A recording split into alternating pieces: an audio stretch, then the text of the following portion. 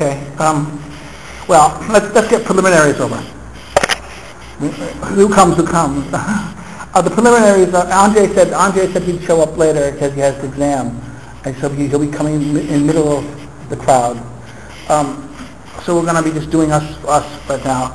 Maybe someone else will come. He might not. I don't care one way or the other. Your friend, if he comes, we'll just do it. But so I have to get the preliminaries of this out of the way. So first, we're going to do the politics for a while, a couple weeks, maybe. Now, the politics is a problematic book because there's a whole argument about the integrity of the book. So that the chapter integrity, the idea was this written earlier or was that written earlier? This is all started by Jaeger and his argument that certain books of the politics were written at a certain earlier time.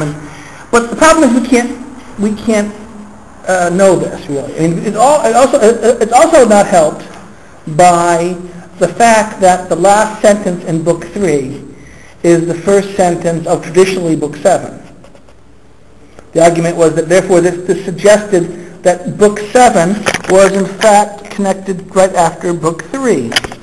And therefore this led to a whole, particularly after Jaeger, the reordering of the books. The most classic reordering has been the German edition published by, in late 1980s, 1986, and I think it's finished in 1996, was, and I own here in Warsaw, it was a Christmas present in 2000, 2001, all but the last volume of this it's a 3-volume German set, which it is the latest edition of Aristotle in the German, but with the notes. It is the equivalent of supposedly of what Newman did in England and Schuschmil and Hicks did it earlier in the 19th century. This is now the authoritative. And the edition, I stole Andre's copy, I have to get it back to him,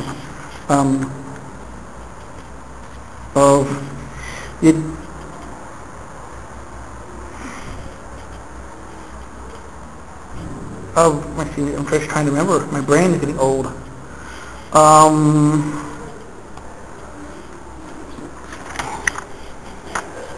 No, I can't say it. Like, I mispronounce it all the time. But Simpson did a review of Schrumptoff,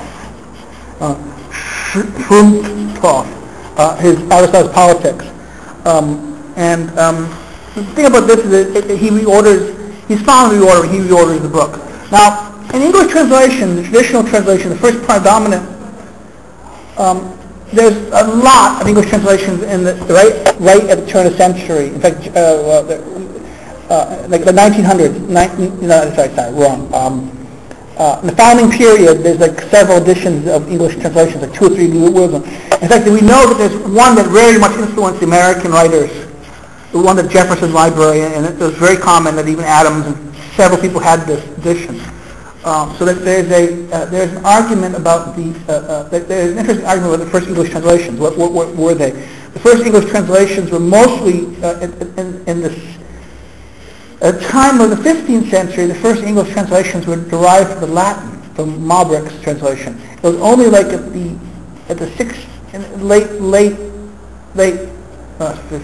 late 1600s did you have a good English translation based on the Greek. And there was problems with this. The big English translation of Aristotle was Jowett. Jowett, who had the classic. Jowett, who took Plato as religion, like his translation of the Republic, because for him an act of piety, religion. It was like this is going to replace Christianity. This is Jowett's translation of the Republic. But Jowett also did a translation of the Politics, which is actually it is a very decent translation from a lot of point of view. The Jowett translation set the standard for Aristotle's scholarship. All of Aristotle's corpus was translated by Jowett, and this one scholarly work of the Politics. That today, the tyranny of Jawet remains because of the internet. So because the people now going to the internet, Jawet, everywhere Jawet. So we have the Jawet translation, which was impacted, and we forget about the earlier translations. And Jawet really shaped the thing. Jawet still remains within the traditional ordering of the books. So it's not until the turn of the 20th century, Jawet's Victorians, Jawet's 1820s, 1830s, 1850s. It's not until the Victorian stage the late Edwardian period when you have the impact of German scholarship with Jaeger 1910 lectures about his book on Aristotle and the development of Aristotle's thought. That you have this restructuring, reordering that then becomes kind of the dominant theme. So therefore the question is, how do we order the books? That's one question. How do we order the books? That's one question that we have to pay attention to. And this is and I think this is an important question because we're going to approach this as a book. This is a book.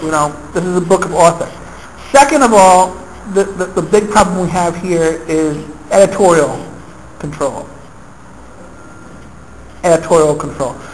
We know that these have been altered by different hands at different times. There have been corrections. We know the manuscript tradition that introduced errors into things. But these errors are usually small errors, and these can be found out through copies. So therefore, the error issue is not as important as we think it is. I don't think. But still, the editorial hand is involved. There's editors going through it. So we have the question of the question of the bugbear of interpretation, authorial intent. We're trying to understand this as a piece of work, an artist, a person's thought. We're trying to understand the author's thoughts and how he's presenting it. And the argument against authorial intent always tends to be, well, wait a minute, you have an obscure manuscript tradition that editors could have influenced it. So therefore, how do we know what Aristotle really thought? That maybe some editor went in there, cleaned it. We don't really know. So we can't really pay attention to the author's intent. I'm going to argue that let's posit. Now, we have a book, we posit an author. We the reader, can posit a mind behind this, and this mind behind it is Aristotle. Okay, so therefore, let us just do away with the whole problem of, by this little conceptual, we have a conceptual artifact in front of us. It's here. Like, it's a question of the real Shakespeare. We treat this as real Shakespeare. Who's the real Shakespeare? We don't care. The historical analysis of the author is not important, but rather what's important is the percentage of what is presented. So therefore, we can, from the artifact of the politics, we can posit an Aristotle. Okay, this is another element of we can deal with. Okay, we have to. So that's one point. The other problem is genre. Genre. What genre is this? What is it? Is it a treatise? It's not a dialogue. It's not a dialogue. Is it a treatise? Is Aristotle writing this? These are lecture notes.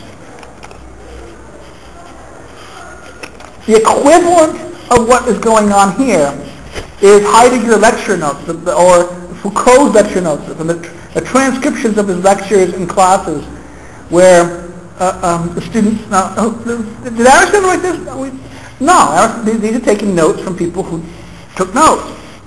They may have been Aristotle's lecture notes, his own lecture notes. We don't know, but they're notes. There are notes, his notes by which he put it in there. So what are notes? Notes is a treatise? A treatise is a treatise. This is not a treatise in the traditional sense. This is not. It looks at some points. It looks like it's in his own voice. Sometimes he doesn't speak in his own voice. Sometimes we have a mixing of genres here. We have some part. We'll have a debate between. We'll see this. We'll see debate. We'll see characters or debates being developed in here. We'll have different perspectives put in here. We'll have either him speaking in his own mind or him merely describing and not putting in his own mind. So we see this concept of different approaches. As Vulcan calls it, logi. There are many logi here. And that politics is this collection of logi, and we have to find an intuitive order for it. That the order of the logi, that Aristotle, by his presentation or development, may be suggesting to us an order to understand these speeches.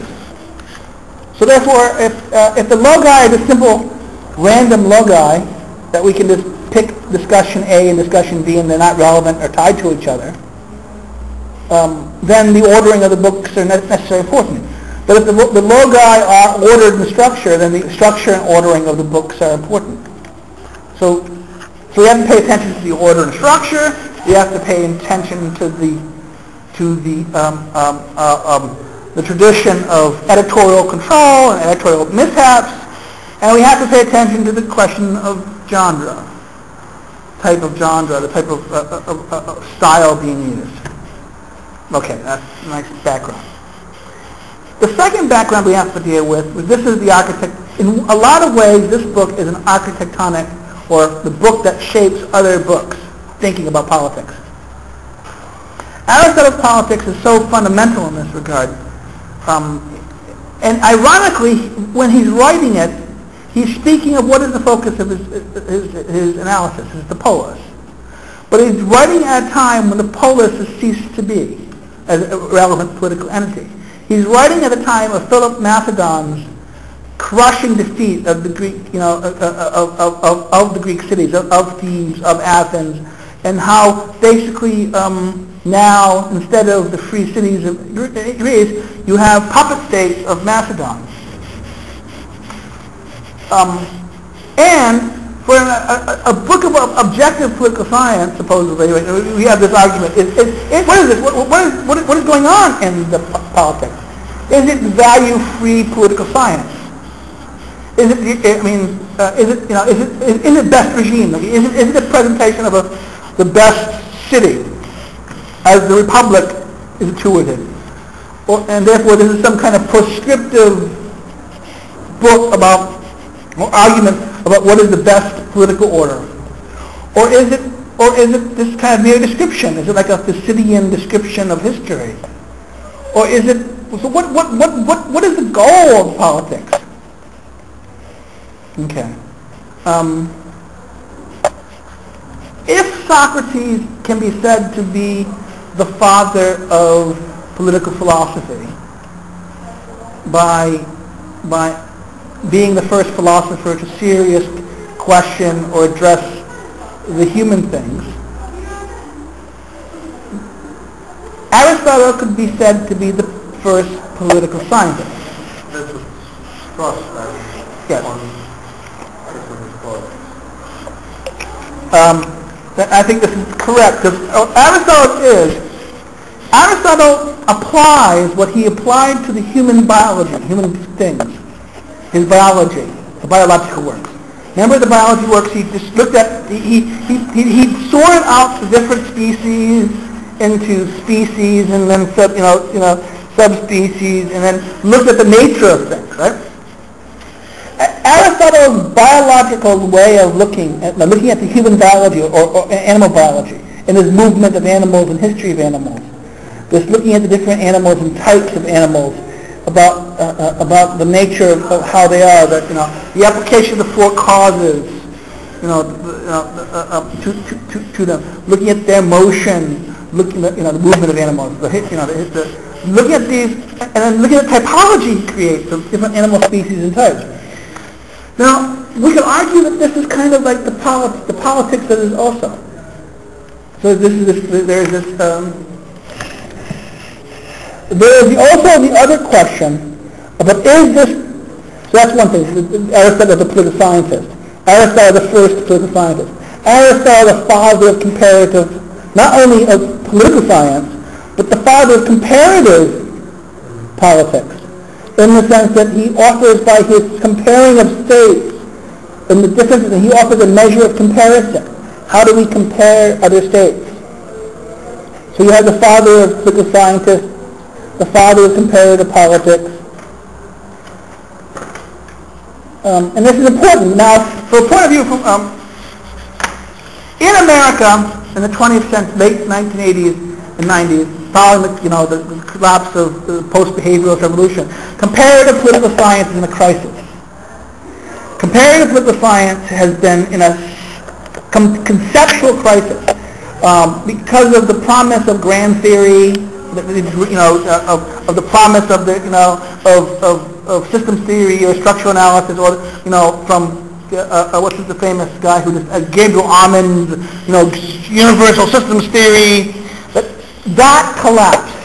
And the reaction to it, the post-behavioral reaction to it in the 1970s, 80s, was this kind of embracing of relativism and rejection of comparison. Particularly that a Clifford Geertzian kind of thick description, or area studies, where you have a country X and you study like a journalist, country X.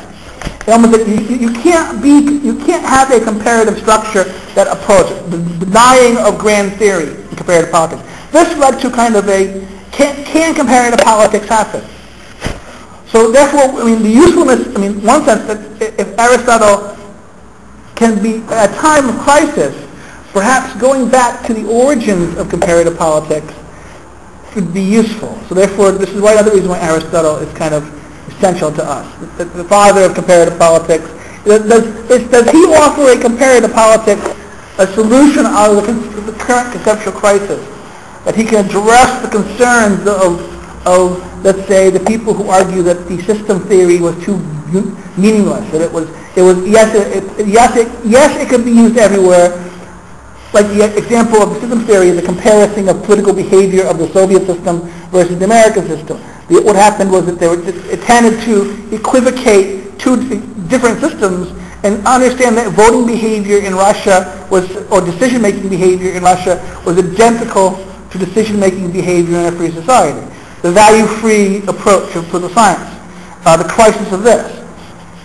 And in America, particularly in the academic circles, we understand the rejection of any kind of rational, comparative explanation for systems anymore. We've rejected it. We've gotten to area studies where either you have either at one point you have rational choice dogmatism on one hand, or rejectionism on the other. So you have to understand this in this framework. And then what is the next? Let's look at the last important element of this would be where you compare the politics with political science. We did the nature of science based upon biology. This is biological science. Aristotle gives a kind of his science arises from his understanding of teleology. There's something else in the back of my mind that we have to admit that why Aristotle is necessary for us, and I'm slipping my mind. Okay, let's just talk about the time. We mentioned Macedon collapse, right? The world he's describing is about to end. Is ended basically. One. Two, the new phenomena that is emerging politically, that have hegemony, Alexandrian hegemony, right? Or empire, he is utterly silent about. The man who tutored Alexander is silent about the type of regime that Alexander and his father have established. So we ask some tough questions of what is the phenomena? How useful is the phenomena? Is Aristotle just a kind of historical curiosity in a sense? This is one argument. Aristotle's a mere historical curiosity to understand the world before the collapse of the polis. So therefore, only classicists of archaic history would be interested in him. Now, people like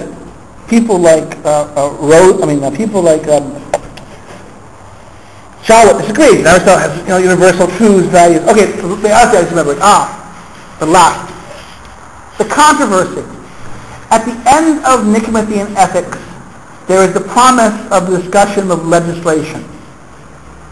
That Aristotle promises he will begin his discussion of the lawmaker and legislation. The crisis then becomes that we know no book that deals with the legislation except the politics. So it's assumed that the politics is the conclusion of the thing that follows the ethics, Nicomachean ethics. Or is it this way? Since there's two ethics,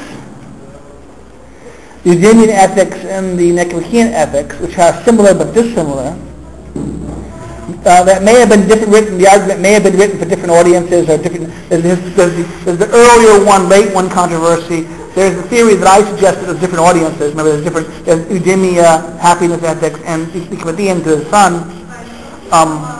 So that therefore the audience may be the issue. That the promise of the lawgiver is aimed for the politics of the Nicomachean ethics. There is no promise after the Eudemian ethics. So is this the politics? Are we missing a politics that is for the Nicomachean that focuses on lawmaking? Because the promise in the Nicomachean ethics is for legislation, we discussed. And as we will find out, legislation is almost not discussed here. And this frustrates people. That was promised at the end of the Nicomachean ethics is not really at all addressed here. So what about this? Is this the politics of the ethics, or is there missing politics that is lawmaking? And what is the audience of this politics because of that?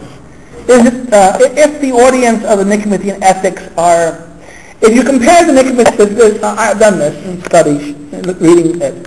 If you compare the Nicomachean ethics versus the Eudemian ethics, you see the different styles. You see two different styles of evidence. In the Eudemian ethics, you have much more reliance on his own philosophic works, and almost no reliance on poetry or Homer or Hesiod or a drama, or the Greek dramatists. Whereas in the ethics, the Nicomachean ethics, you have a very much reliance on Homer, Hesiod, and the dramatists. So what does it mean that one relies on poetry, one only relies on philosophy? Therefore, is the Nicomachean ethics may be geared to a more general audience than the audience of, or an audience that relies on the authority of poetry, versus the Eudemian ethics relying on people who don't respect poetry but rather respect the knowledge of philosophy. So if that's the case, what kind of the politics? Who's the audience of the politics? Is it? We have to keep in mind who's the audience of the politics, because from the audience we can understand certain things. From the point of view of the audience, who's the intended audience, we have a point of reference to understand how is he speaking, and therefore from understanding how he's speaking, we can get underneath to see whether is he. This discussion, I'm going to talk about this. Esotericism, exotericism. The whole argument of esotericism is a controversial one, particularly because I don't think it is controversial. I think Strauss and other writers have basically proven this is, and I think it's a lot more commonsensical than even people have accepted. That anyone who's a teacher, right, knows that you teach to the audience, right? Or when you talk to people, you try to persuade them and talk to the audience. Sometimes you will use things you don't believe in to make an example, to see if they will understand something. You want to see if they understood what you've just taught them. So you may actually just introduce a discussion that you hope that the students who have paid attention to what you've said will now understand the negatives of it. In other words, that we don't always assume that what a teacher says is what he believes. it's kind of naive to believe that everything a teacher says is something he's going to actually believe. Sometimes teachers will say things they don't believe to kind of advance an argument or to see if the students have been paying attention, So therefore we have to understand that this esotericism is not just persecution, as one argument could be, but it could also mean pedagogical argument for esotericism. And that the audience matters. The audience is going to be more persuaded by one kind of argumentation than by another kind of argumentation. And therefore we have to understand the role the audience, the intended audience, plays in this. Now the question is, who's the intended audience? How do we know this? We'll know this by the style he writes with. If we know that if the philosophically inclined people will look for more philosophically inclined works, they won't, and the more practically, people who if poetry is used a lot, if historical analysis, the sources, look at the source this is relying on. The sources will kind of indicate who is being addressed to, because different sources are respected by different groups of people, right? So we can get, it becomes a detective work. We're starting to understand the detective work of who's being written to and how it's being written to. So there's a lot more than simply just reading this, therefore you have to get into it. So you have a question? But it's so, it read just the first book, but he quotes Homer, he quotes some poets, so it seems like the public is rather general. But yeah, we can. I think we can say provisionally that this is not written for philosophers. It's written for serious men who are concerned with political things. So what are the prejudices that these serious men have?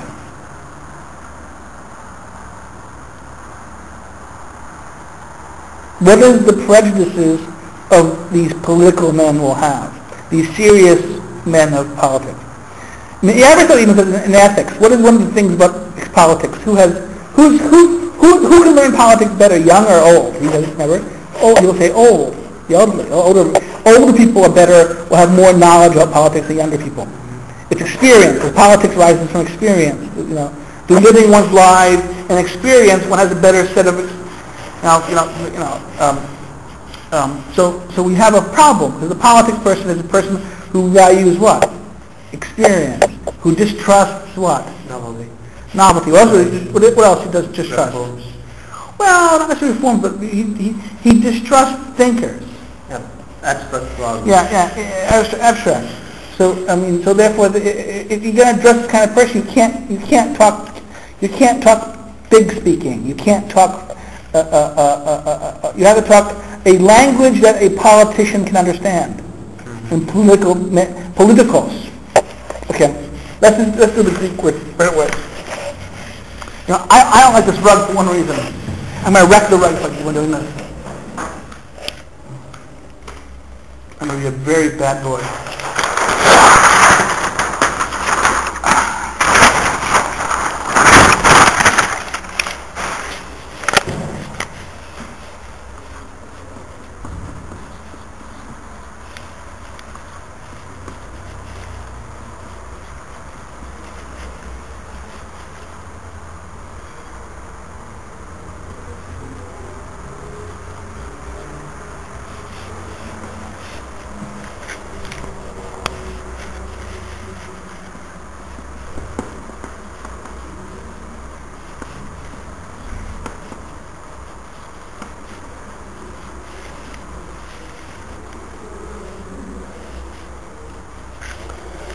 Three words here. They're all derivatives of the word.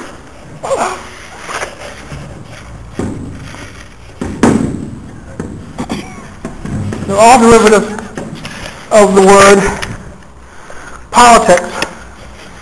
Polis, the place, the distributive of what it is. Politicae.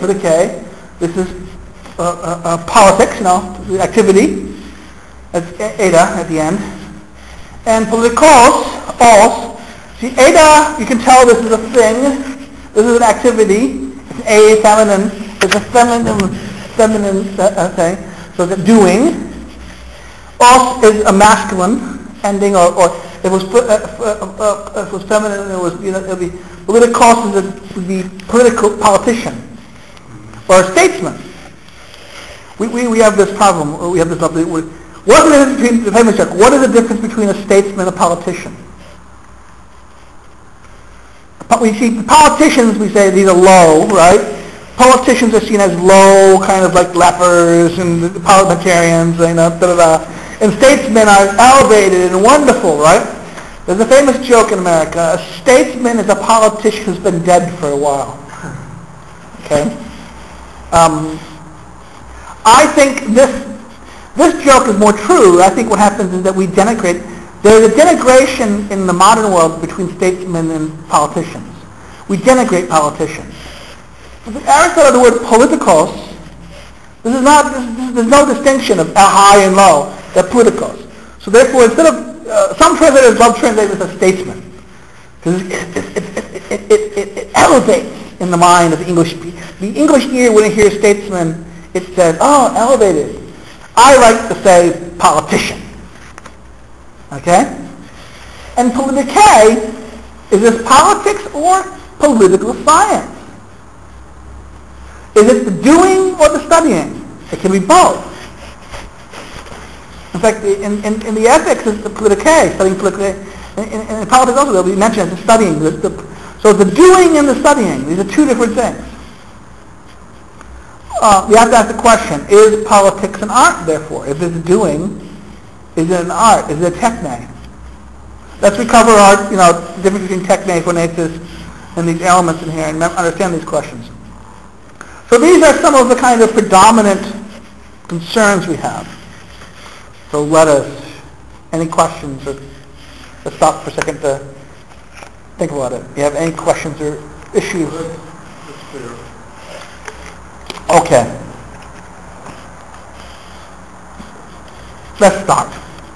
Let's go right into the meat of the text. We're going to start Politics 1, Chapter 1. First paragraph. We'll go to the first sentence, in fact. If we know the Greek, it's even more funny because I think the first paragraph is the first sentence. And I'm going to right now give Greek words sometimes, and we're going to talk about it because I'm going to talk about the translations with it. So we'll start.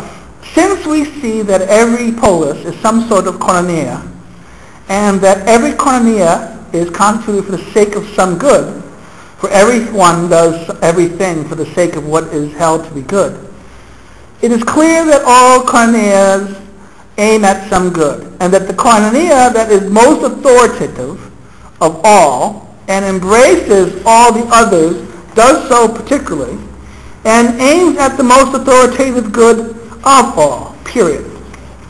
Then the next sentence that ends the paragraph, this is what is called the city, polis, or the political koinonia. Now, let me just be kind of a strange problem.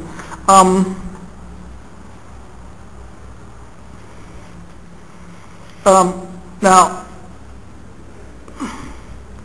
koinonia opens up some strange problems for us.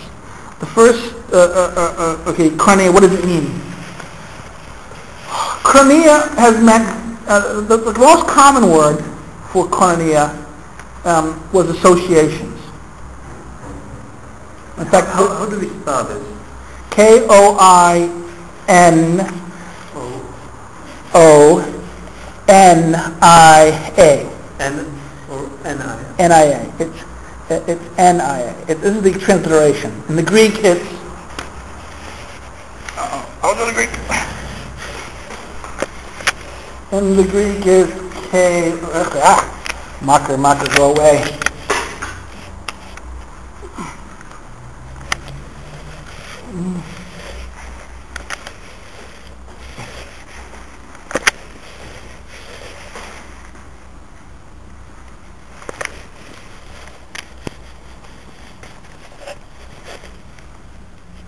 That's an N.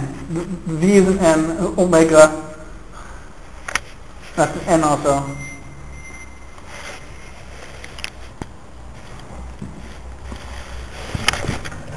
Koinonia.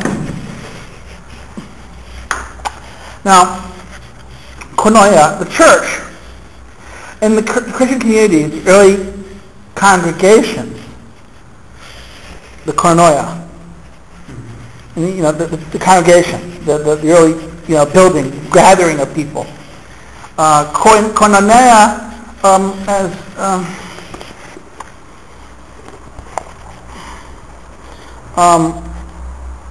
has in its very essence the term the common. What is common?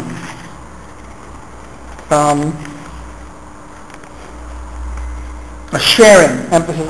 What is common? What is shared? It is rooted from koinos, common.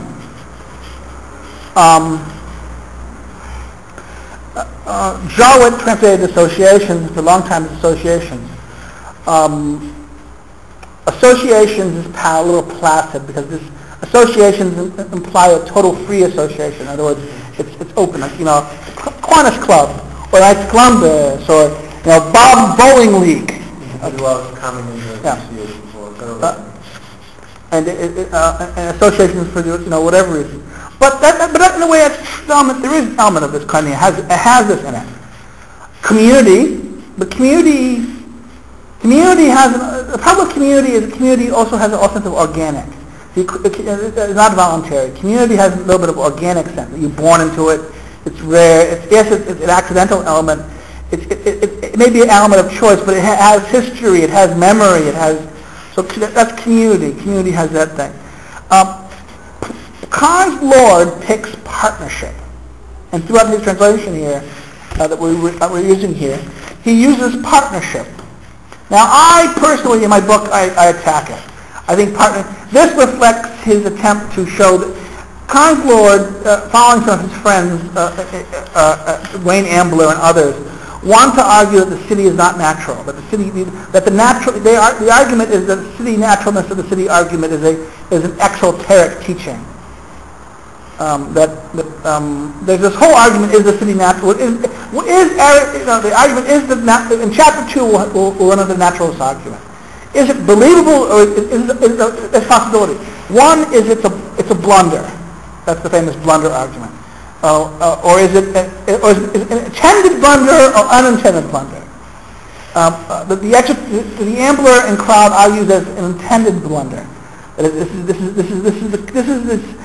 Talking about the naturalness of the city is the way to speak beautifully to the political types.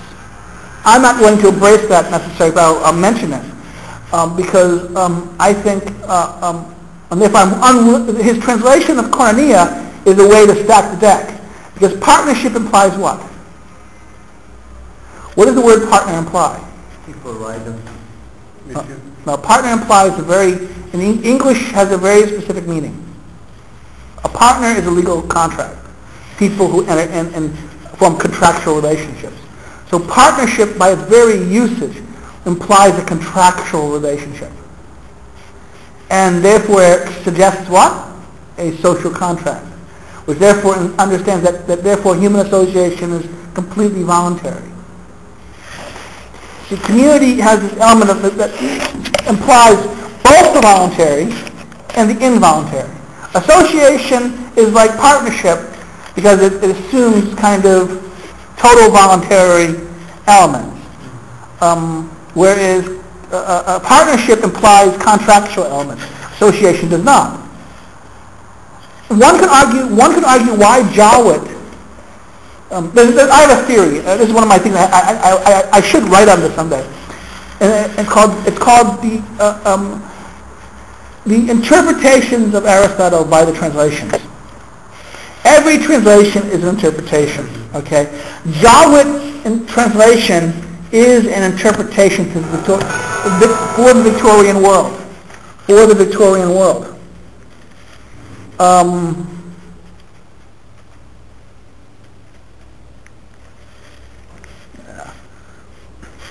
for the Victorian world. As Morbic's translation, remember William of Morbic's translation in Latin brought into Latin Aristotle. If it wasn't for William of Morbic, Aquinas, who was Greekless, would never have understood. Therefore, if you understand, but it's even more radical. If you know, Morbic has errors. He introduces errors. Those errors totally, because Aquinas is Greekless, doesn't know those errors, and what he does is he accepts those errors, and therefore the whole Thomistic understanding of certain discussions of politics imply these errors.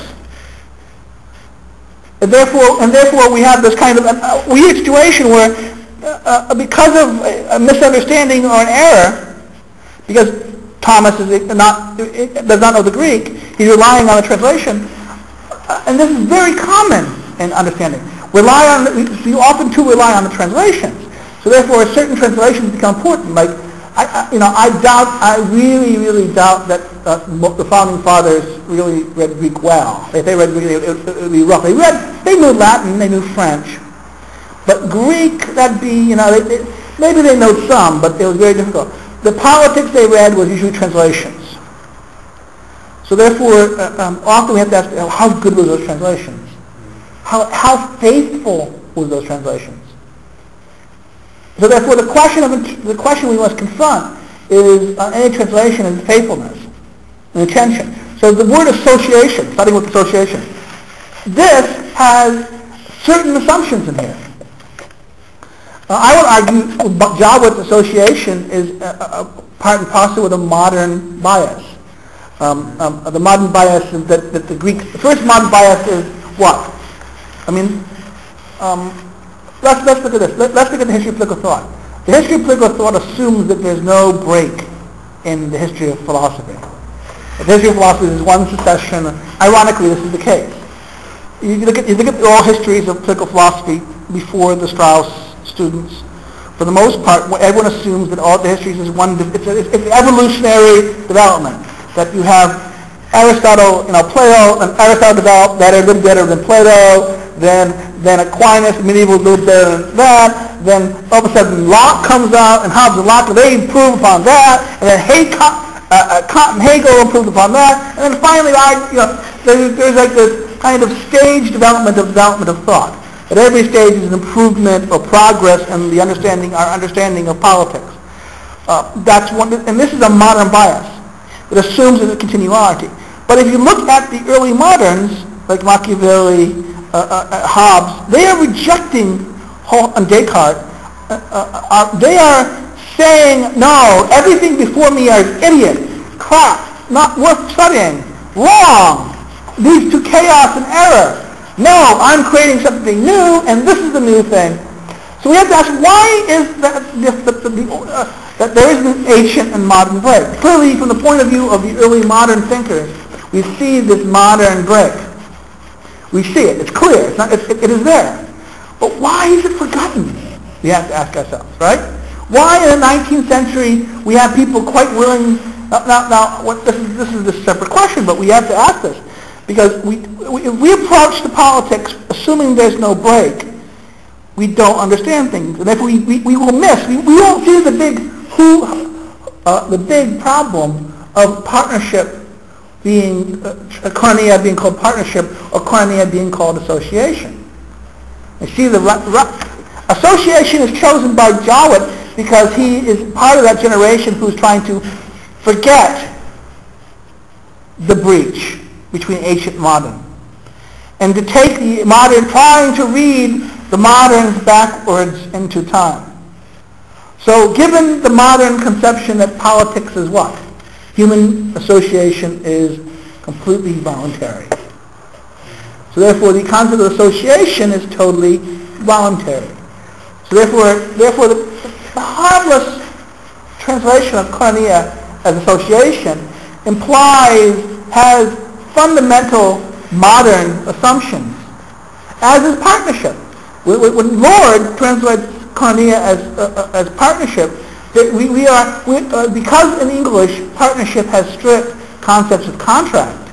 A partner makes an agreement, right? An agreement is a contract, binding, like the social contract is called forth into our mind. So we must take into consideration the distinction between the ancient world of political behavior and the modern world, and the assumptions. We're going to confront the ancient world, but we're going to have to overcome our modern biases. So the modern biases are what? The Hobbesian Machiavellian framework. That is that man is by nature a voluntary creature, right? That society is contractual. Society is voluntary. Consent is the only basis on which government or associations are legitimately formed. So the modern conception is what? Again, the individual is the basis of mode is the individual. Society is a construct of human choice and human will. That all association is voluntary, and being voluntary emerges through contract and consent. And legitimacy is founded only on consent. So it's concepts like legitimacy, concepts of based on consent and human association, the level of action of the individual, and his voluntary association, her voluntary association. So we see this fundamental break. This is different. So we confront this text. Okay, let's do this. If you were to translate it, would you use community? I think community is best. Sharing. What is it? How does Saxon House? Arlene Saxon House in her. She had a cute term in her book. She had this very cute term, the sharing. But I think sharing. I'm less happy with sharing because community has common and konai is common. You know, the konai, the things are common. So community, I think, is the best word for this.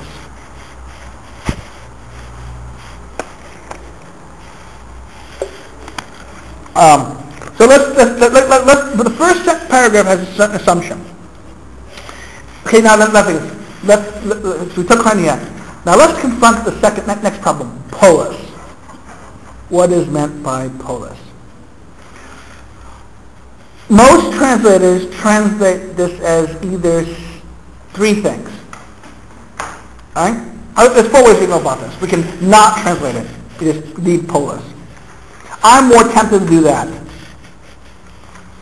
But the danger of doing this, it makes it an archaic thing of the past that can't be reborn. Okay? That it's put in by this labeling it polis, you open yourself up to the historicist thing, or archaicist position. That's one option. The dangers of this is that it's archaicism, or you historicize and contextualize it that it cannot be taken out of its little box. It's out of its ancient box.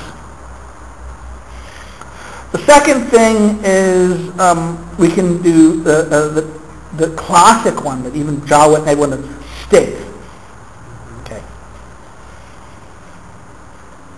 Now, state is problematic because the concept of state is modern concept. This idea of the state, even the word state, is from the Italian stato. And therefore, it is the energy of the modern thing. And for Machiavelli, stato is the form. Stat would be more connected with the maybe regime or politean than it would be for necessarily. That's another argument. That's Machiavelli. Whereas Hobbes, the state becomes the body, right? It's the social contract. It becomes the civil association. In fact, I love Hobbes. Hobbes is civil association, civil society, civil association. The state is the Hobbesian social contract. The state is here. You see this in the beginning of the Leviathan. You see the emergence of the whole concept of social contract towards the state. The whole concept of the state implies the willing actor, a willed entity of the body politic. this whole discussion of body politic, and also the Hobbesian understanding of the Leviathan being, or the state being the collective will and the artificial body of the artificial man, right? So we have this whole medieval construction of the king's body. We have this whole artificial construction of the modern thing. But the ancient world, the koinonia is not a body. It's just a collection, a sortion. So therefore, the city can the state work? State is, if we call state, then again we have embraced a. Now the third understanding is city. Now, city is not as bad. City is, these were cities in one sense, right? Cities, right? But the problem with city is the problem with city is this. City can't be, a city implies a smallness. We associate with urban. Yeah. We emphasize the urban. And we understand it as urban. And for the Greek, a polis, it could be both an urban or non-urban. It could be agrarian. So therefore, this bias is a urban. When we speak of the polis, we see a city. This gives it an urban. And also today, cities are not understood as independent. Cities are seen as subservient to larger political entities. Of course, there are city-states. We'll talk. That's the next blunder in this. You see the associations of A, B, and C. You have this idea of city. City is problematic. And the quickest element of this is the city-state. Let's solve this. Right? The city-state, because it's a state that's sovereign. Sovereign or state implies that it has autonomy versus the other city who's just part of a larger entity. The problem with this is that you're doing worse. You're saying it's a city-state implies it's an urban sovereign. And therefore, you're emphasizing the urban character, and you're emphasizing the concept of the state. So, okay. The next thing. Why is nation not appropriate? Because nation is not appropriate because the Greek word for nation would be what?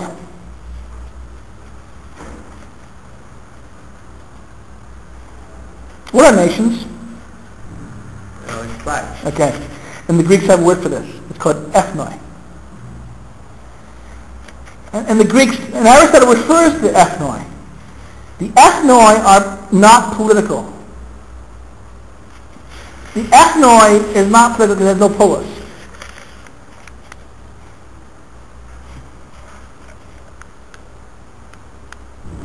And Aristotle talks in Book 7, the distinction between the city and, in the Greek world, the city-tribe problem. The other word, we have the tribe and empire problem, where tribes are these people based upon common language. They're blood-based. They're tribal. Tribal peoples are based on blood. They have kin groups. Their size is limited by the environment. Therefore, the region or the place. What happens is that over time the tribes may break into different tribes, like the Poles, the Russians, because of location and different location means different subspeciation, in biological terms. So that you have tribes are kind of not political enough. For Aristotle, the nation could not be a political entity. The nation was insufficiently political. Now this is an interesting problem now for us, isn't it? We who live in the we live in the world of nation states at the end of its time, right? But we live in nations. Our whole understanding is formed in the 19th and 20th century by nations, right? Nation states. And therefore our understanding of nation states, the term nation state implies something, solution to the issue. So nation can't work because nation is a competing entity, as are hegemonal empires. Empires can't be, so you can't refer to empires, you can't refer to things. So what can work for city? How about the one that Strauss and other people use is country, right? Or Vaterland, patria, country, Vaterland. this is problematic because it doesn't refer. It refers to our feelings and our sentiments and our values, ours, right? Loyalty to the motherland. Motherland, Vaterland, Patria, but it refers to our sense of loyalty and attachment. It would also make a distinction. I think that Aristotle makes clear that it would distort the distinction between the family and the political realm. So what is the best, Well, Aristotle himself gives us a definition of polis. Look at the last sentence of that paragraph. Just read it. Last sentence? Yeah. No, in the first paragraph. Our second sentence. We read it, but this is what is called the city or the political koinonia. So like political... Polis equals political koinonia. The politics, the koinonia that is engaged in politics. So therefore, he gives a definition that polis is equal to political community. The community that is in the political community. So Aristotle just did us a favor, didn't he? Right? And what else did he tell us? That first of all, he tells us assumptions. Everyone does something for the sake of what is held to be good. Notice the clear words there. Held. Mm-hmm. Believed. Exactly. And what else? That all koinonia aim at some good. They're aims. So therefore we know, what is the aim? What is the aim? Telos. Mm-hmm. Goals, right? Every telos aims at the good. Agathos, right? The thing that it's aimed at. The agathos. The thing that it is aiming at it. And that what is the most authoritative? The most authoritative means it means literally that which has the most important, most central, the key. Authority, has authority. It is the one that has command, that it has the respect, it has the status. Mm-hmm. It is the most I think the word is architectonic. Yeah, architectonic. I think that's the.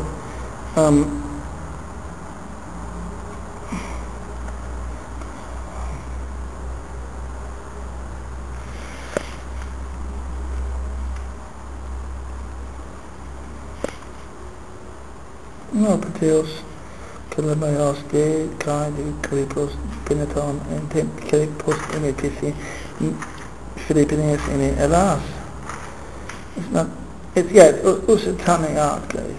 It's not, it implies architectonic. It has the most, it is the one that embraces all others.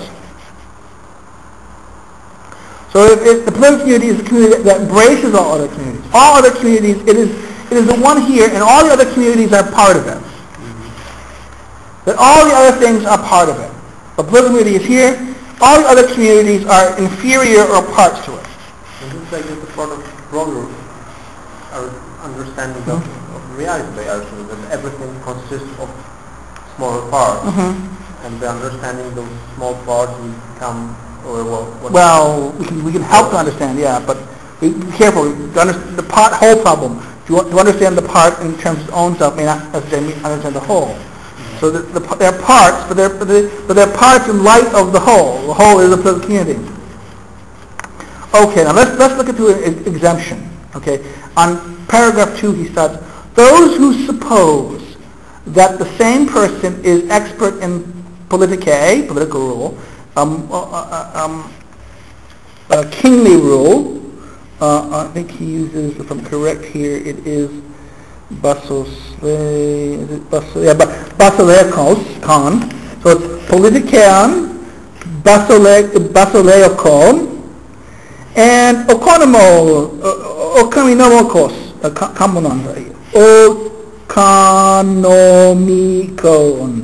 economy, another word, economy. And the despotike. Therefore, there are some people who argue that, what? There are some people argue that it is the same, that politikon,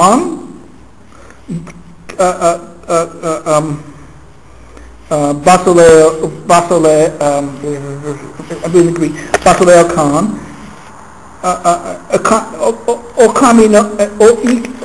economicos, or con, and despotikon, therefore despotic ruling, household rule, economic rule, and kingly rule and political rule are all the same. They don't argue rightly. They do not argue rightly. Now, this is a reference to Plato and Xenophon. Now, this seems to be the big attack. The question is, how does Aristotle read Plato? Aristotle reads Plato as though he's taking everything seriously. He takes everything at face value.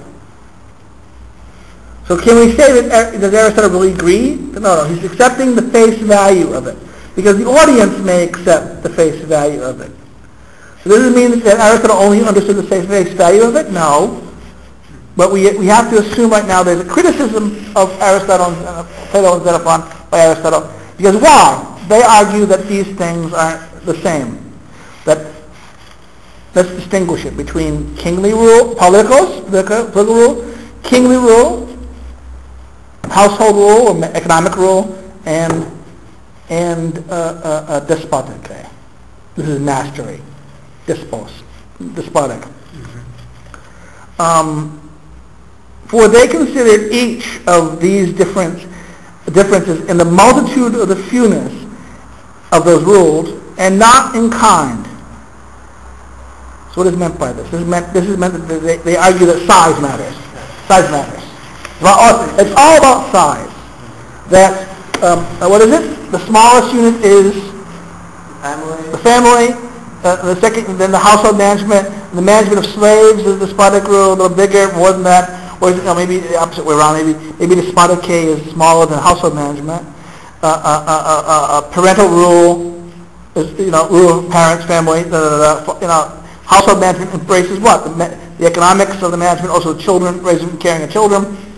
So, wait a minute, and therefore small is family, household, slave is this way, then what else? Above that, would be a kingly rule, just be a clan of people, and then political rule, it's all about number, size. And that is a master, for example, the ruler of a few is a master, or more a household, or still more an expert in political or kingly rule. The assumption being that there is no difference between a large household and a small city. Now this is Xenophon.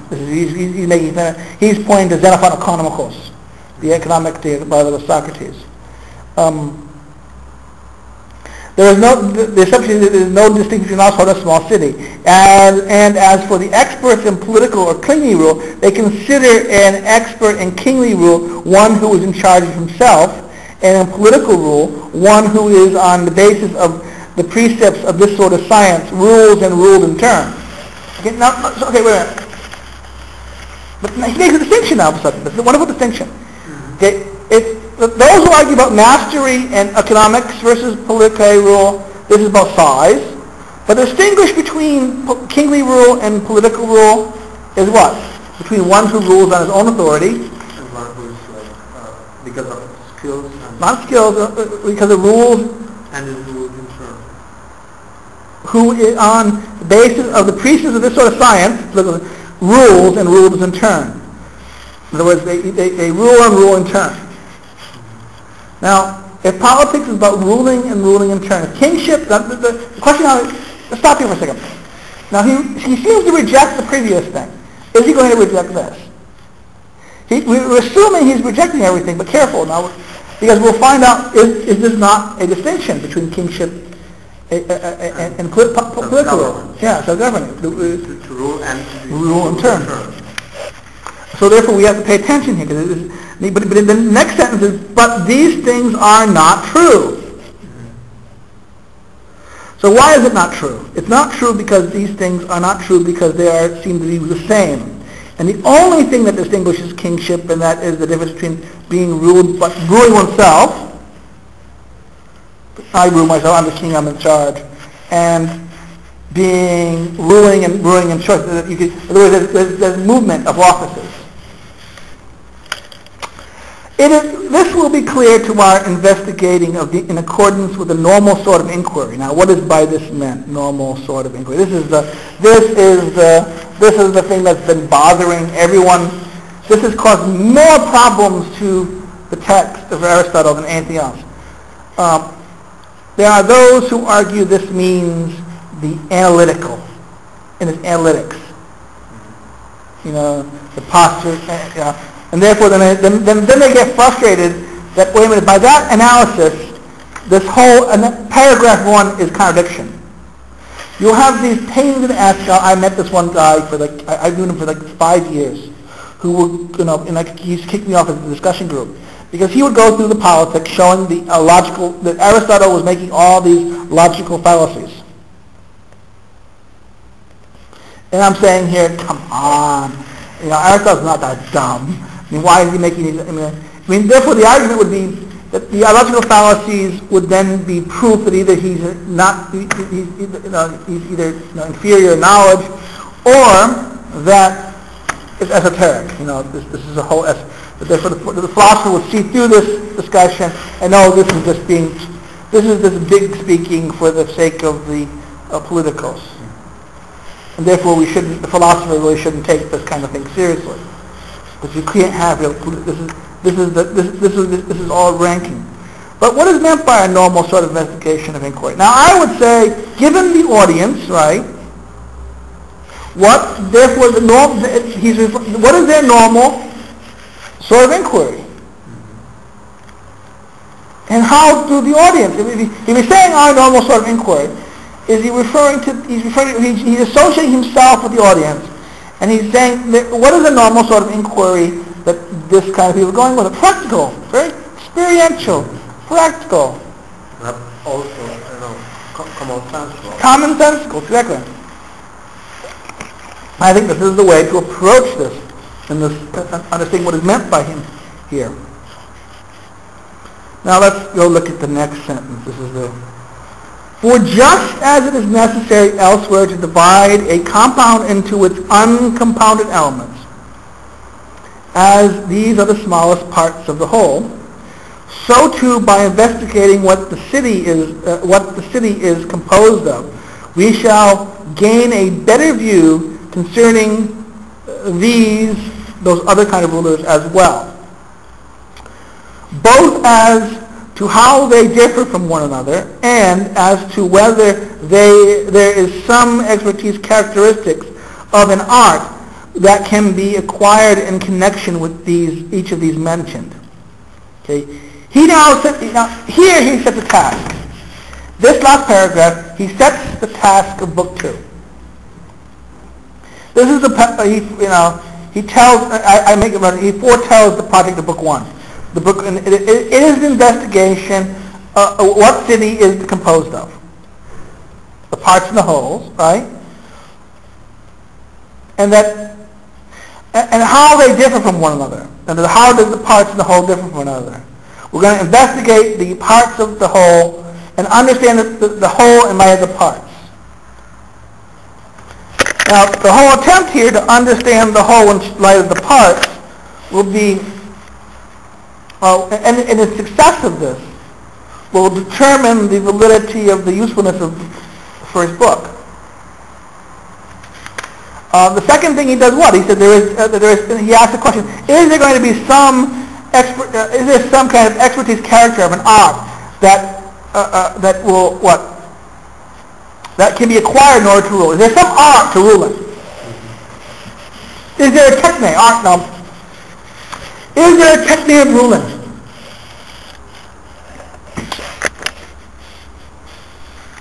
Is there a technique of ruling? As he says here, whether there is some expertise characteristic of a technique that can be acquired in connection to each of these mentioned. Are there different techniques? Is there a technique of economikos? Is there a techne of despotike? Is there a techne of basileikon? Is there a techne of politikon? Is there a techne? Are there? And can it be acquired? How is it acquired? This is. So he sets the goal and intentions of book 1. So he mentions what? The polis. He describes the polis as a cornea. It's a cornea concerned with political. Well, he's assuming some things. You know what political means, right? Then in the next paragraph he says, number 2, he distinguishes what is not. He says, well, I want to. But there's some other people who've said that there's no difference between household management and kingly rule. Now, okay, this is good because he makes it by doing this. He forces a distinction.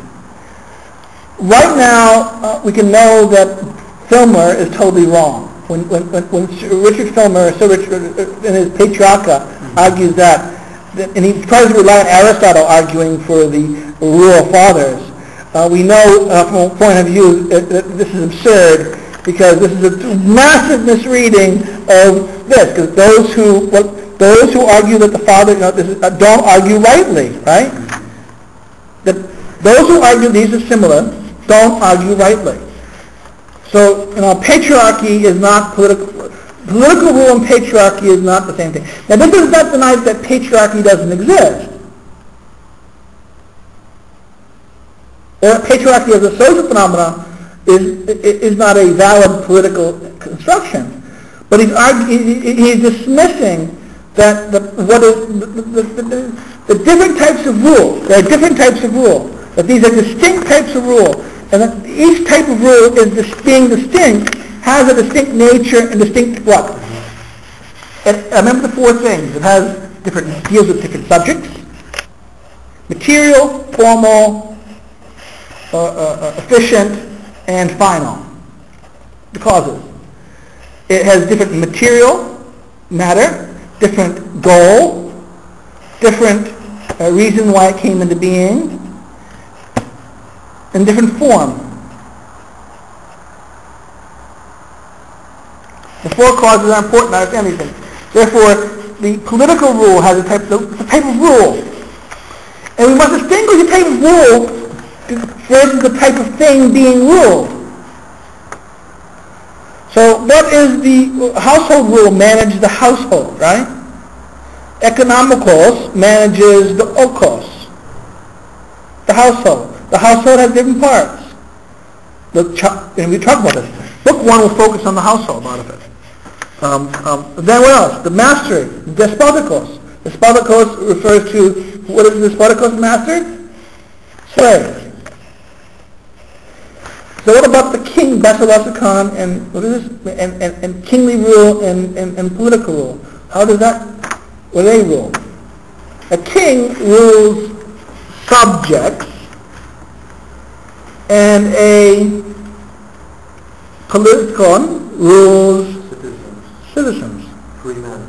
Well, people who can rule also. Other rulers. So we have this understanding of rule, type of rule, matters. And therefore the form and end of these things matter. Now let's finish there to go to the next chapter. Chapter 2. Now, chapter 2 continues. Now in these matters, as elsewhere, it is by looking at how things develop naturally from the beginning that one may best study them. Now, okay, there's a problem here. Best. I think the word best is not best, if I remember correctly. It is agathon.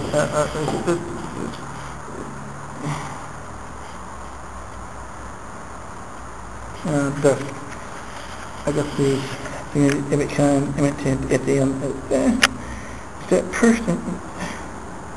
First paragraph, 25.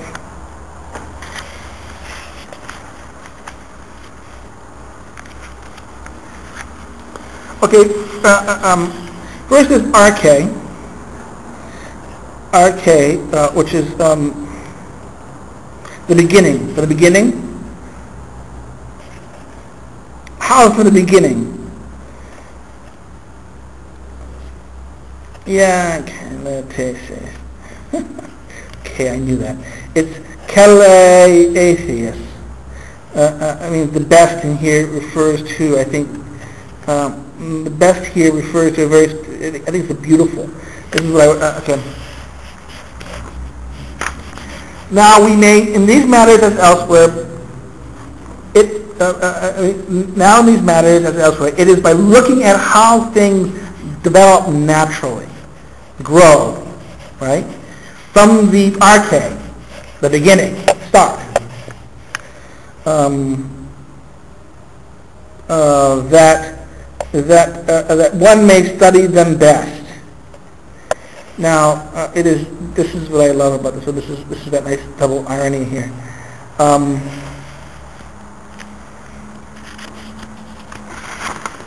If I'm correct, and I think I am in the text here, the term in question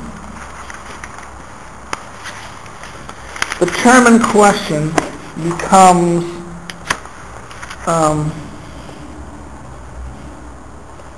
keletheia, beautiful.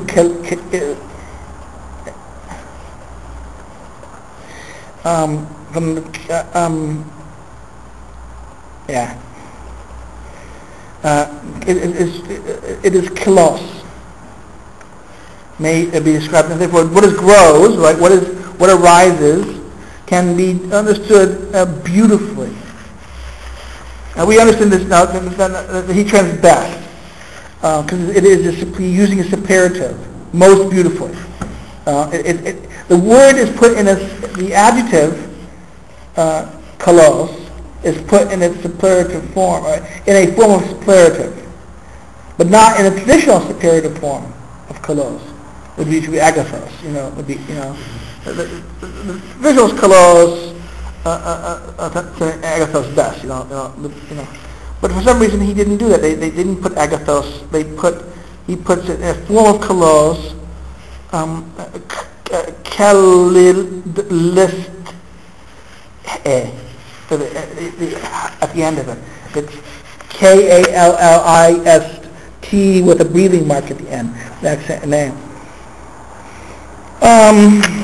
Why is that important? That's important because I think we have to understand the term beautifully here. I think we have to, this is saying this is beautiful. This kind of foretells something. That it is the natural argument. Some people argue that this is an indication that this is not true. He doesn't say this is true. He uses the word for kalos. It's not true. It's kalos. This account may be beautiful. There's elements of truth and beauty, but maybe a little bit distortion of beauty too. Beauty both has truth and has not truth. So therefore, why does he say we're looking at things developed naturally is a thing of this is problematic, and I think this always then brings the question. Okay, why does he in the previous paragraph talk about the natural way of doing it, the mutual thing, and the traditional argument of the would be analytic, okay? But then what we get is a genetic account. Is the genetic account more common because of the audience that believe in it, or is it commonsensical? The philosophers would want analogy, right? And the politicians would want commonsensical. And what does he give both? He gives a account from the arche, the beginnings, that comes naturally. Okay, let's start with this. First, then there must be of necessity a conjoining of persons, of humans, of ones, the word in Greek is ones, conjoining of those or one, who cannot exist without one another, without another. So therefore, you cannot exist. It is a joining or merging of ones who cannot exist without the other. Now what does that mean? That's important. On the one hand, male and female, for the sake of reproduction, which occurs not from intentional choice, but, as is also in the case of other animals and plants, from a natural striving to leave behind another that like oneself. Comma, semicolon, and on the other, the natural ruling and ruled on account of preservation.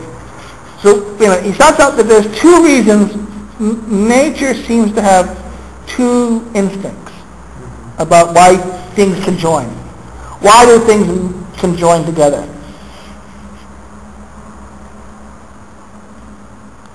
Reproduction, so preservation.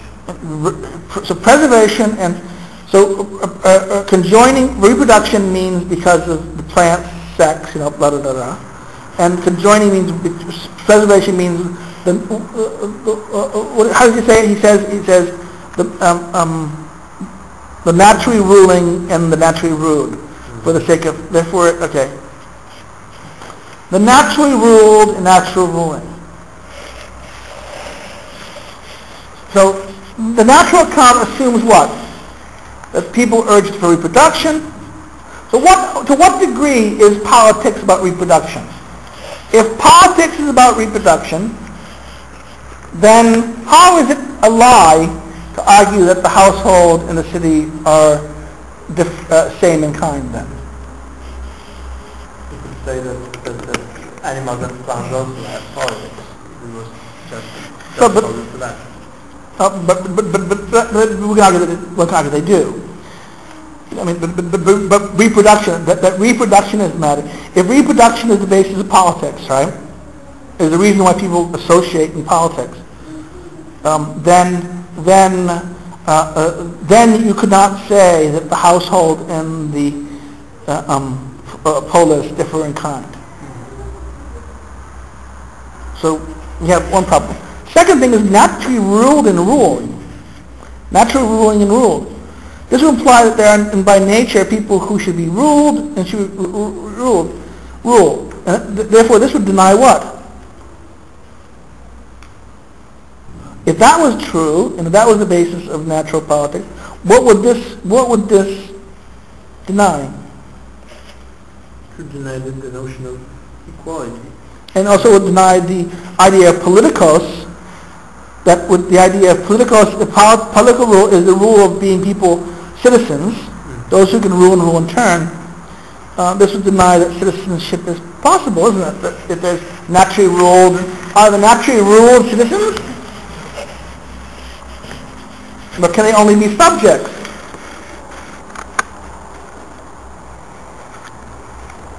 He then explains the next sentence.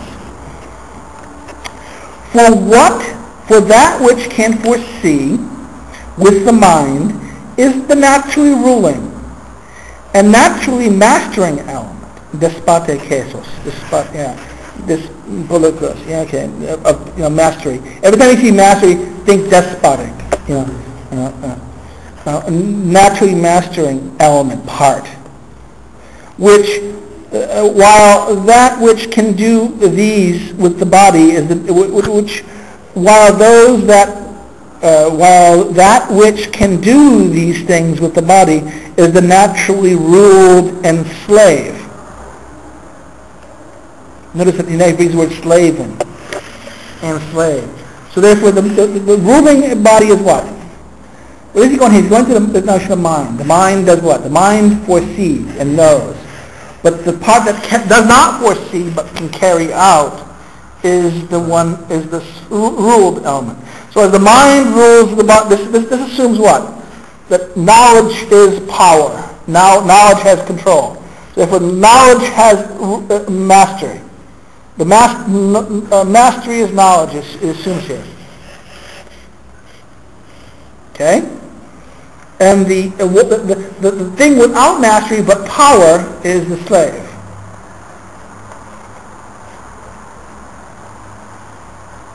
So think of the kind of assumption here is the body, the brain and the body. The body is the body is the slave of is the slave to the mind. The naturally ruled part is the body that carries all the instructions. The mind is the mastering part. So the idea of mastering is the idea of knowledge. The one who has knowledge has mastery.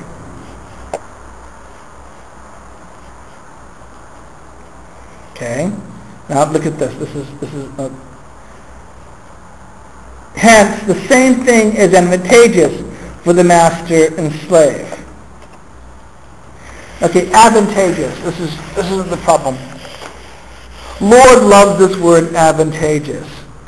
He prefers this. I think it was common good. Most translation is the common good. Advantageous is the good that is held shared. The shared good. Now therefore, instead of good, instead of just saying good, right, the good, as some people can translate this as, Lord will translate this as, correctly,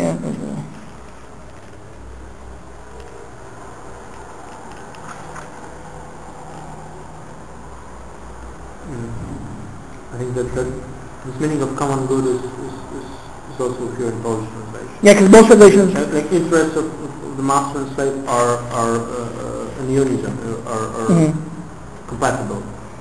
See, and here, advantageous is the word that he picks here. It is,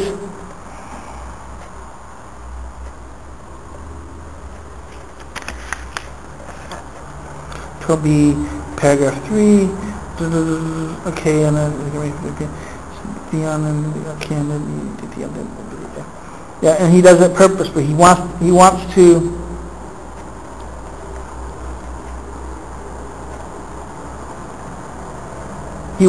imply what?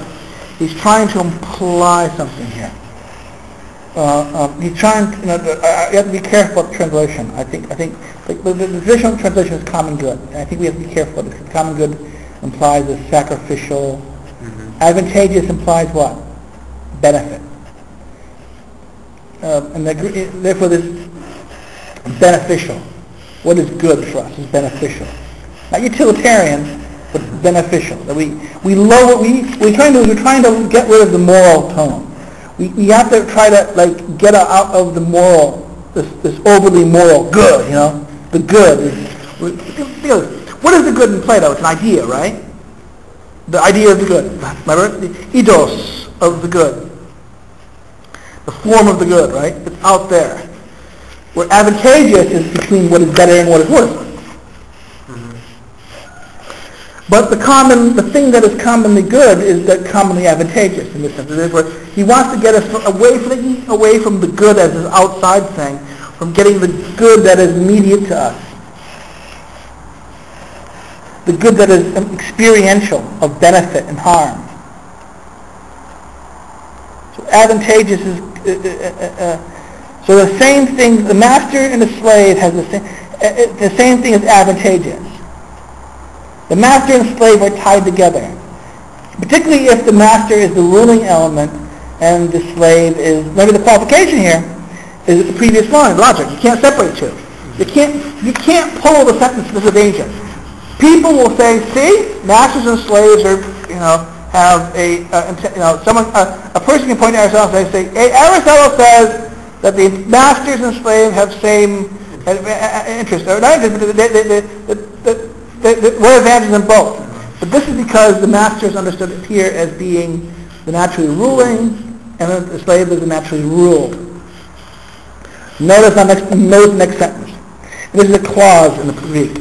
It's in brackets in the Greek. Now the female is distinguished by nature from the slave. This is important. That now the female is distinguished. He makes an act. We must distinguish that the women are not slaves. That by nature women are distinguished by this. So women cannot be understood as a slave. If a slave is what? One who is the naturally ruled. They have no ruling element in them. Women is commonly, and Aristotle is a pure sexist. that he's often accused of. Oh, he's comparing women and slaves, therefore he's a sexist. No, what is he saying? You can't compare women and slaves. Women and slaves are distinguished by nature. So therefore women, okay, so notice the next line. For nature makes nothing in an economizing spirit, as smiths make the Delphic knife, but one thing with a view with one thing with a view to one thing, semicolon, and each instrument will perform most beautifully if it served one task than many. Okay, the Delphic knife is a knife, a dual-purpose knife. It does everything. You know, it's the super knife. It can open a corner, but because of that, right? Because it can do everything. It cannot do perfectly anything. Yeah, and also it's not fine, not beautiful. It's not beautiful. It's not fine. Nature is not so cheap. Nature is not so stingy. In other words, nature is not a scholar of pole. You know, if nature was a pole, it would do it. Like he'd have everything would be. Well, you know, I have a friend who only buys cheap things. Right? You know, he won't buy the expensive thing. He'll buy the cheap thing. Therefore, the economizing spirit is the person who would make. Why get three things? Why get this one knife that does everything? Right? That's the economizing spirit. Nature is not like that. Nature gives us a diversity of things. And this is important because this is a reference for the woman. The suggestion is that yes, women lack, maybe women will lack the authoritative element, right? The ruling element. But they were not like slaves. Because nature makes different things with different things. The barbarian, the word I love, barbaros, not stranger, not foreigner, the barbarian. The barbarian is one who lacks culture. He cannot speak. Cannot speak. Or lacks language, or lacks. Let us speak, but they don't speak our language. The language of the. You can understand. It's like a gargle. Yeah. So the barbarian, by definition, is the one who lacks our culture, lacks our thing, but not a stranger, not a foreigner. The barbarian is other, the other who is not civilized. The Greeks will recognize some people like Carthaginians, who are not Greek, as civilized. Egyptians they'll understand as the Persians. They'll refer to barbarians, but they're not totally barbarians. They only sarcastically. They understand the Persians are. So the other is not about barbaros. It's the other. There's a radical other who is the enemy of civilization, who lacks it. This is barbarians. And he says the barbarians, though, have the same arrangements for female and slave. So therefore, the barbarians, by definition, misunderstand what? Nature. The barbarians lack an appropriate understanding of nature. Now think of this. This is amazing, right? We think, what does Rousseau think of, what does the Enlightenment world think of the people of Africa and the barbarians? They're closer to nature. Nature. Understand better, perhaps, than me. Whereas, and in fact, the modern idea that we have to, civilization is the lack of understanding of nature. It's a loss of nature. It is a alienating from nature, right? That civilization, our political world, this is an alienation. We're artificializing ourselves from nature. And then only by going back to this primitive people can we be close to nature. Aristotle suggests the opposite in this line. That it is the barbarian who cannot see nature properly and understand that nature designs us different things for different reasons. That a slave and a woman are not the same. That nature has different purposes for them, and those different purposes and different reasons for them, and that to treat them as they are the same is to not understand nature's design.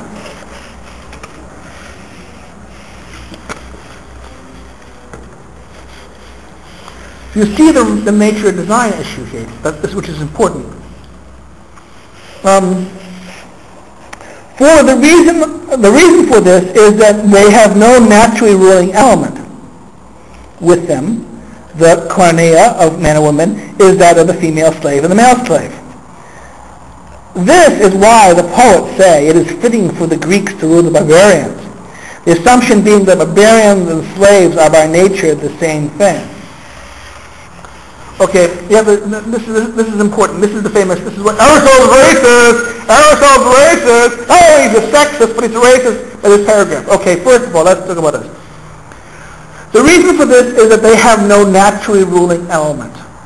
Okay, both. He's talking about women and slaves. Women and slaves are said to both lack a ruling element. They tend to lack the power to rule. The whole women gender issue. Why do women are not more likely to be leaders than other places? Now the argument always has been that it's so-called social construction, right? But once we've taken care of that, we notice some realities about this. That is that women still tend to not want to be leaders. I mean, in the gender-neutral society, radical feminism occurred in the 1970s and 80s due to the failure of the gender-equal society from producing women out of their stereotypes. In the 50s, 60s, and 70s, women were given freedom, but they still maintained the choices. Women did not, the so-called glass ceiling maintained, that women went in certain professions, like certain sciences. Why are not women in the sciences? You know, the theoretical sciences, like math. You know, why is it very rare to find a woman a great mathematician? Or why is it rare to find a woman a great philosopher? You know, is it, you know, what's up? Is there some reason why do women don't tend to go in the army? Or they go in the army, they go into different, less aggressive, or even if they could go in countries where they have gender-neutral armies, they go into less aggressive, they will not go into the most aggressive elements. So what is going on here? So they lack the ruling element. So that's the reason why the barbarian assumes, because they both lack the ruling element, they're the same thing. With them, the barbarians, the koinonia of man and woman is that of the female slave and the male. For them, the community of men of the community of man and woman, the thing that's common about them is that of the slaves, male slave. And they don't distinguish. Everyone but the ruler is a slave. In the barbarians, there's only slavery. There's only mastery and slavery. So for a woman, by definition, if he's not, is by definition a slave. Even the master's woman is a slave. And because of this is why, because it is because, now the argument is it because they treat women as slaves? This is what the poet says, it is fitting for the Greeks to rule the barbarians. Why is it fitting for the Greeks to rule the barbarians? Let's think about this for a second. Why is it fitting?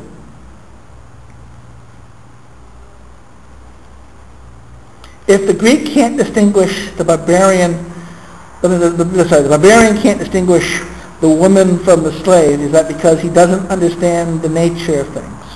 Or the distinction that nature designs in the difference. Therefore, this means they lack what?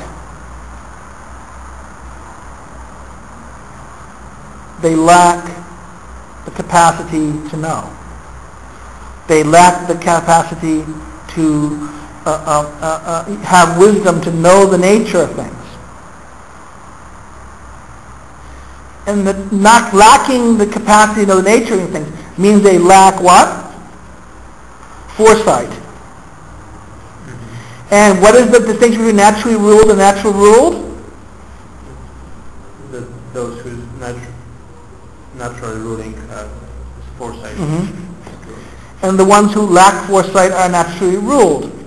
So therefore, if you cannot know the nature of things, do you have foresight in the nature of things? No.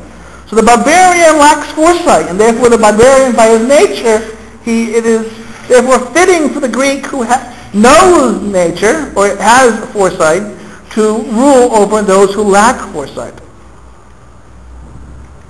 and the assumption that the barbarian and the slave are by nature are the same thing. This is the Greek assumption. He's giving us a prejudice. Now, digression, that was a digression. The male slave thing was a digression. He returns. Next paragraph, he returns. But wait a minute, this whole thing was a digression. Let's think about it for a second. Reproduction and master-slave. To what degree is politics based on foresight and non-foresight? If it's only foresight and not lack of foresight, then what is the most dangerous element about this argument? If it is foresight, he even applies to this. Those who have foresight should rule over those who lack foresight. Therefore, nature will design who's the ruler and who's the slave, the follower. Mm-hmm. And followers will always be followers, and rulers should always be rulers. And that a ruler should always rule, and a follower should always follow. And it's wrong that a ruler should follow a follower. So therefore, what is politics?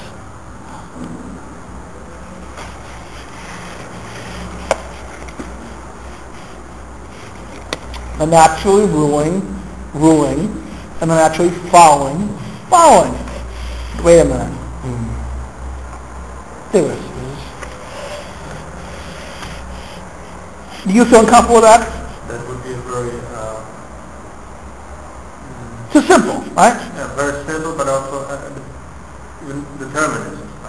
Exactly. Very determinism. The big problem about this is what?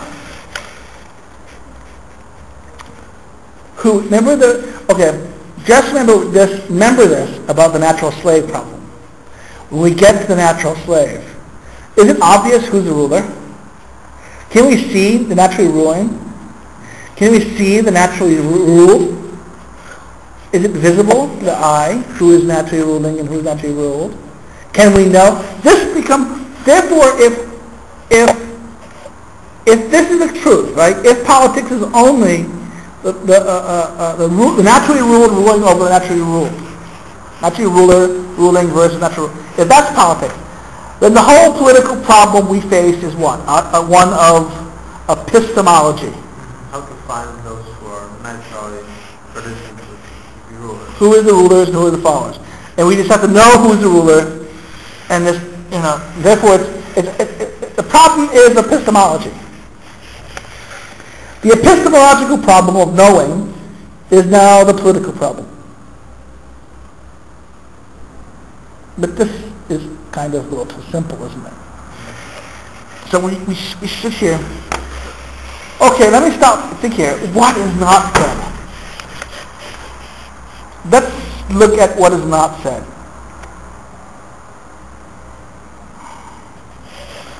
He mentions something, but he doesn't mention it.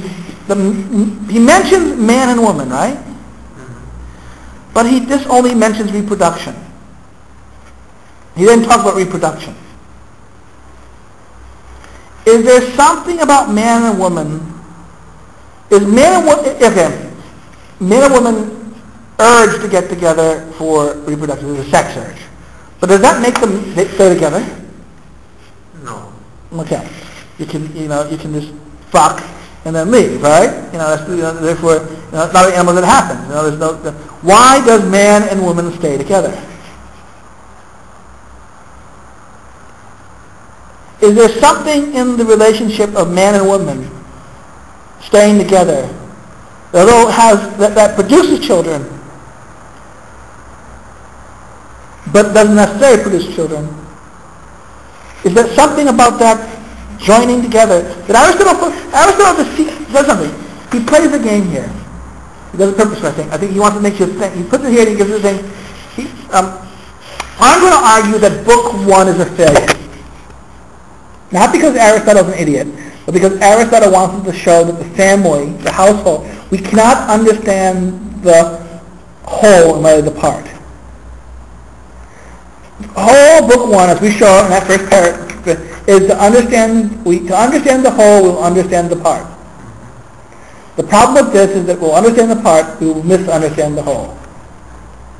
And therefore the whole part will teach us that the book one is about the part, the household. The household now leads us to, he says the household and the politics is not the same thing, so we can't simply just know the part to know the whole. We also run into the problem, beautiful speaking of this natural argument, which I think the natural argument is valid, but he's speaking beautifully for a certain reason. Now, why? Why do you focus on sex, reproduction, and not the conjoining? He mentions conjoining, but then he focuses on the product, the biological production, reproduction. Also, remember we talked about this last time. The Furies, and we mentioned that. Okay, to what degree does justice of the Furies defend the husband and wife bond? None. Therefore, the world of nature does not. The Furies, the God world, this natural fury about blood. Blood is one thing, but there's this natural divine element of kinship, right? But that kinship is a product of reproduction. Kinship is tied to reproduction. Tribes are tied to reproduction. But what in basis of reproduction that is a precondition of reproduction? The joining of man and woman. The thing, and the success of reproduction deals with how healthy or what relationship the conjoining is, the community of them is. And what about the ruling versus ruled? This is a minute towards empire. Look how empire hegemon ruled. The emperor, I'm the master, you're the slave. The argument of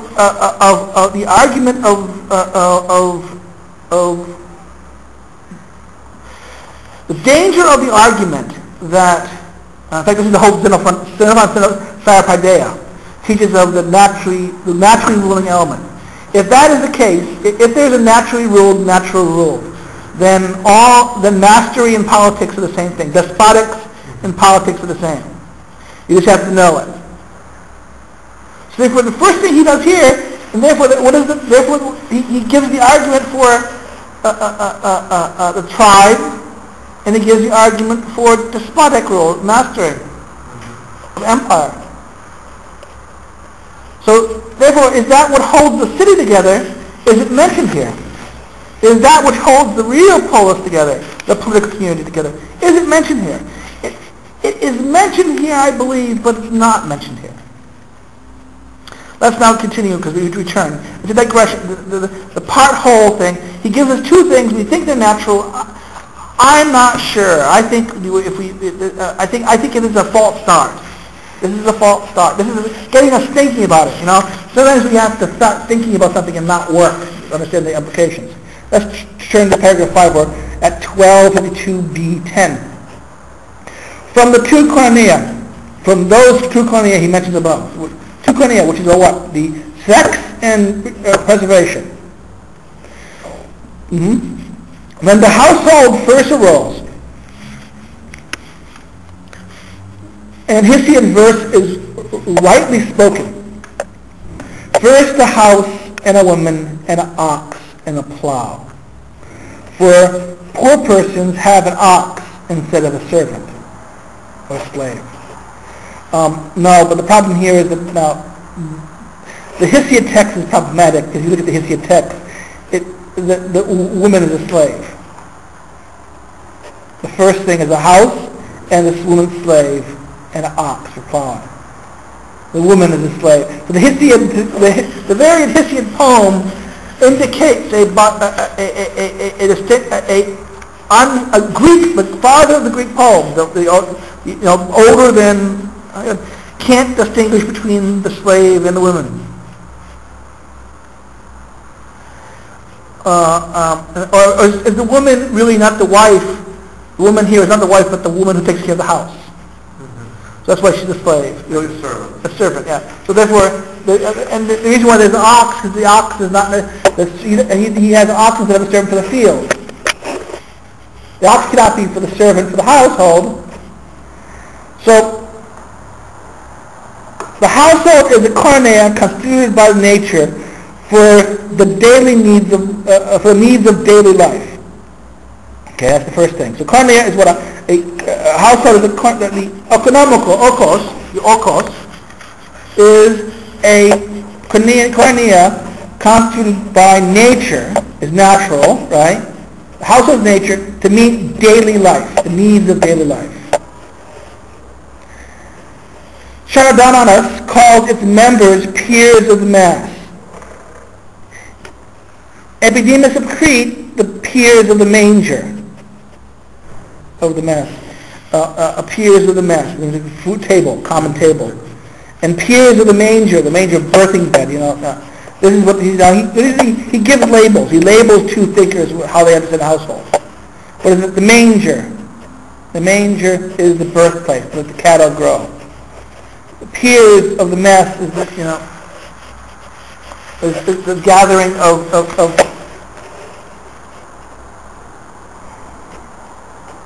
it's like the household is said to deal with those realm of necessities.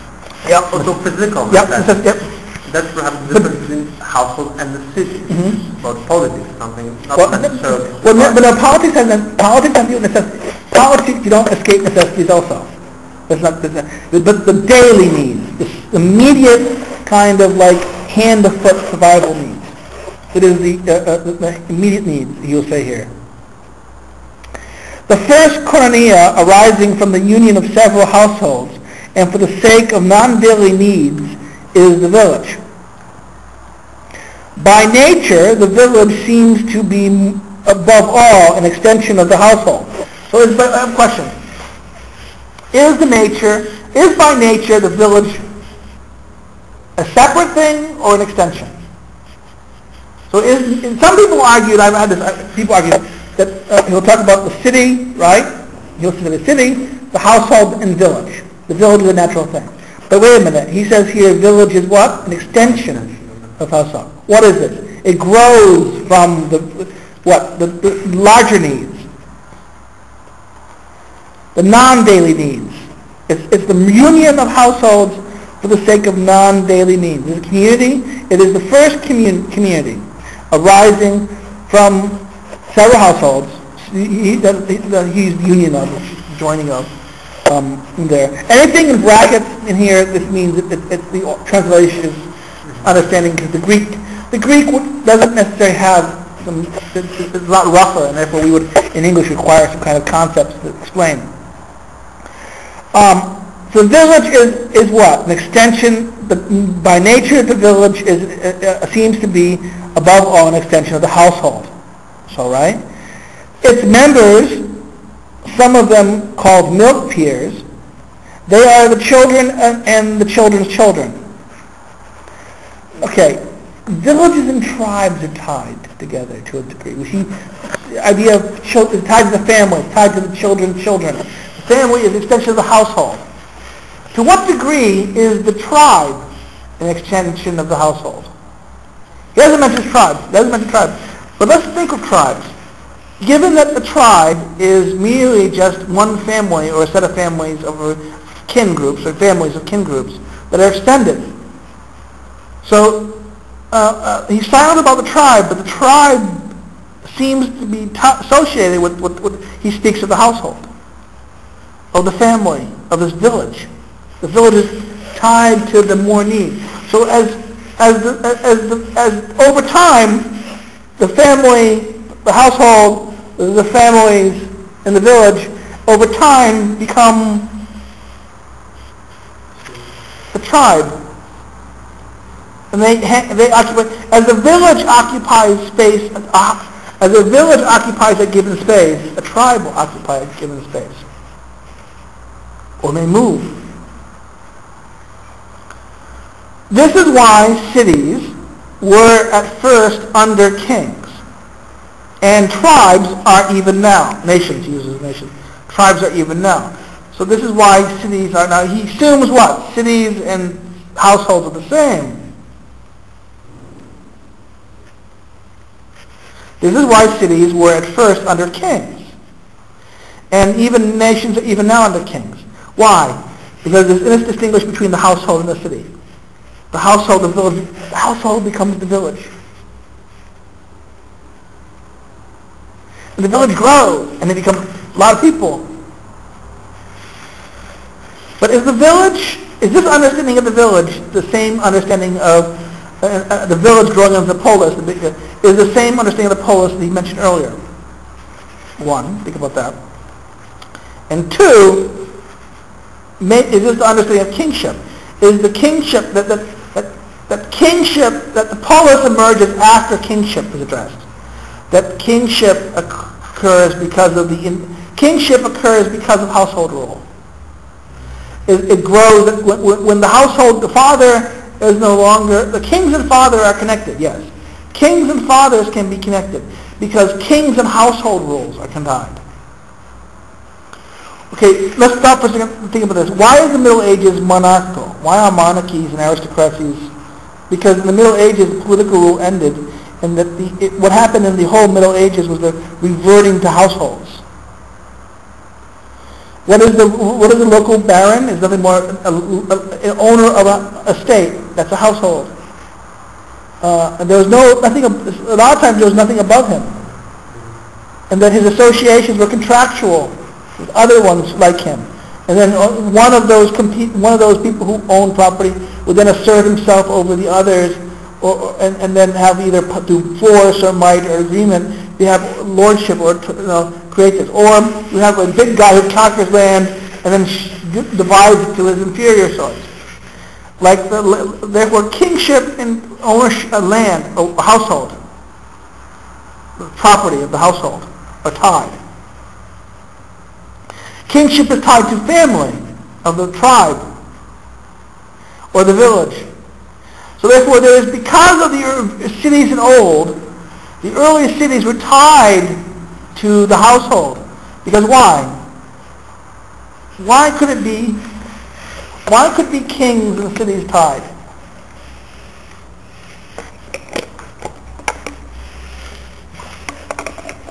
Okay? Let's do something radical. Let's think of, remember the problem of barbarians? The barbarians who can't distinguish between female and slave because they don't understand nature. Could the nature of the polis not necessarily, maybe the nature of the polis may be there, but we don't know what it is. That at first, as the city became something else, the people who lived there did not understand it. And they only saw it as an extension of the household or the village. The self-consciousness that this is no longer what it was has not come. That takes a crisis. It took a crisis of, let's say, the crisis of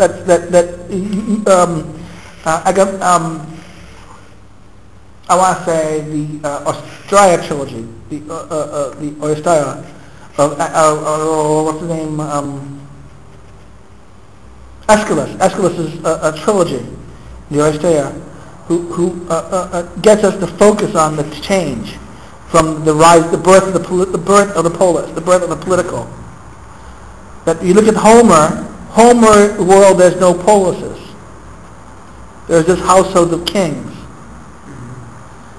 Then after that, all the playwrights, these are now, you see polises are not kingly rules, but they're cities. The polis is discovered. The political realm is discovered. The potential, now the argument is the polis, if it's made, or discovered, I use the word discovered. I agree with Christian Meyer that it's discovering. It is finding or discovering what is present in nature. The city is there, but the city is not understood yet. The mind has not understood the thing, the purpose of the thing. that when it did understand the purpose of a thing, it did so by understanding the necessity of the human community that is above tribe.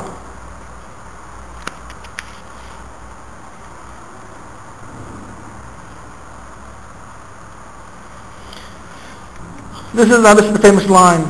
This is why book 7 is good. Paragraph 7, he goes, For those who were joined together were already under kings. Every household was under the eldest as king, and so were the extensions of household constructed as villages as a result of kinship. So kinship and kingship. This is what Homer meant when he says that each act as laws to his children and wives. Okay, who's that referring to? Do you know what this is? I don't know. Cyclops. Oh. Mm-hmm. The Cyclops. So the Cyclops are... Here in the food socialization. The Cyclops. They are the Cyclops, these one-eyed beings, who each one of these each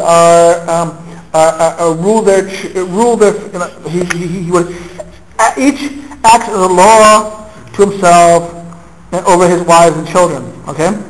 For men were scattered and used to dwell in this manner in ancient time. So Aristotle refers to men what Homer attributes to Cyclops. Question, what are Cyclops? Some children of whom?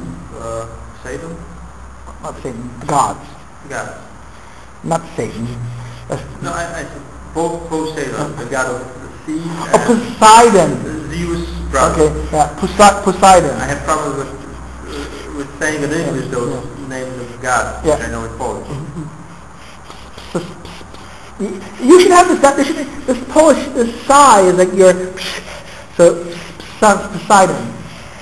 Poseidon.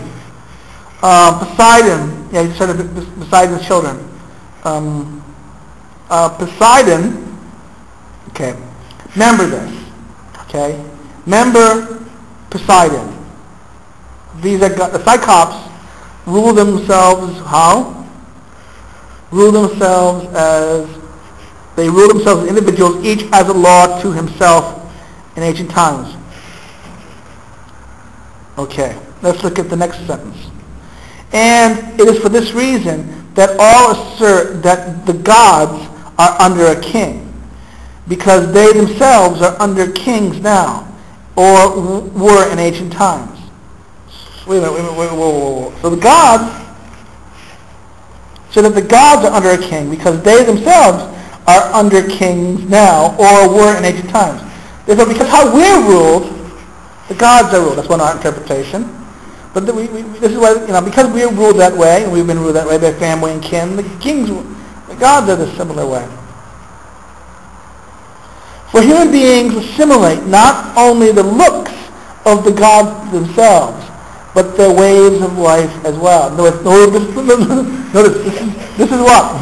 This is kind of a suggestion, what? That we attribute to the gods, human beings assimilate not only the looks of the gods to themselves, but to the way of life as well. So this is double meaning. This can mean that we imitate the gods, but we attribute to the gods what we ourselves act. So this is the double... They behave as we do. And vice versa. We behave as they do, therefore we behave as we do. Therefore, what about the gods then? The gods, this can understand the gods are just more human, they are just like human beings. So what is true for the gods is true for us. But therefore, by saying that, you're denying that you implied by doing that, you're denying that they're gods. So perhaps... Or you're denying... What? Only suggestion that in the realms of ruling, things are the same in the realm of God and things. Yeah, but that would imply that the nature of the things are the same, to a degree. Yeah. The nature of God, the nature of man, regarding being ruled and ruled are the same. And that's kind of, big. Okay. Let's look at paragraph 8. The koinonia arising from the union of several villages. That is complete, is the city. Several villages that is complete is the city. Now it's a koinonia from several villages that is complete is the city. In other words, the problem here is complete. What is meant by complete here? This is the big problem. He could mean a lot of things here.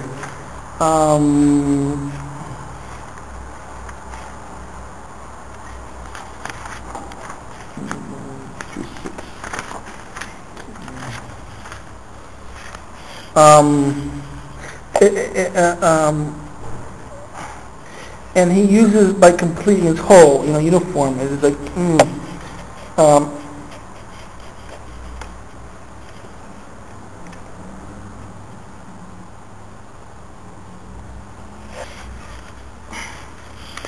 it reaches, what is that by complete? You don't know what complete means. Now he gives the next sentence.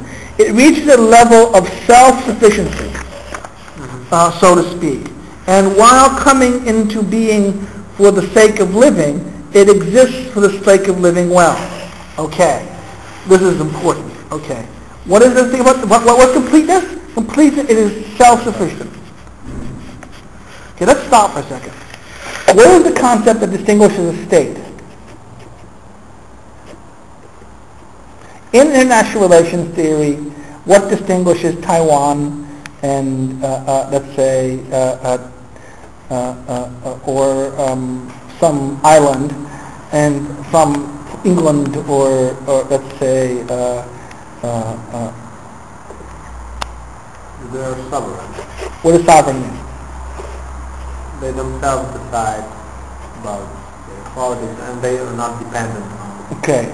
So we have the modern concept of sovereignty, which implies what? This implies self-sufficiency.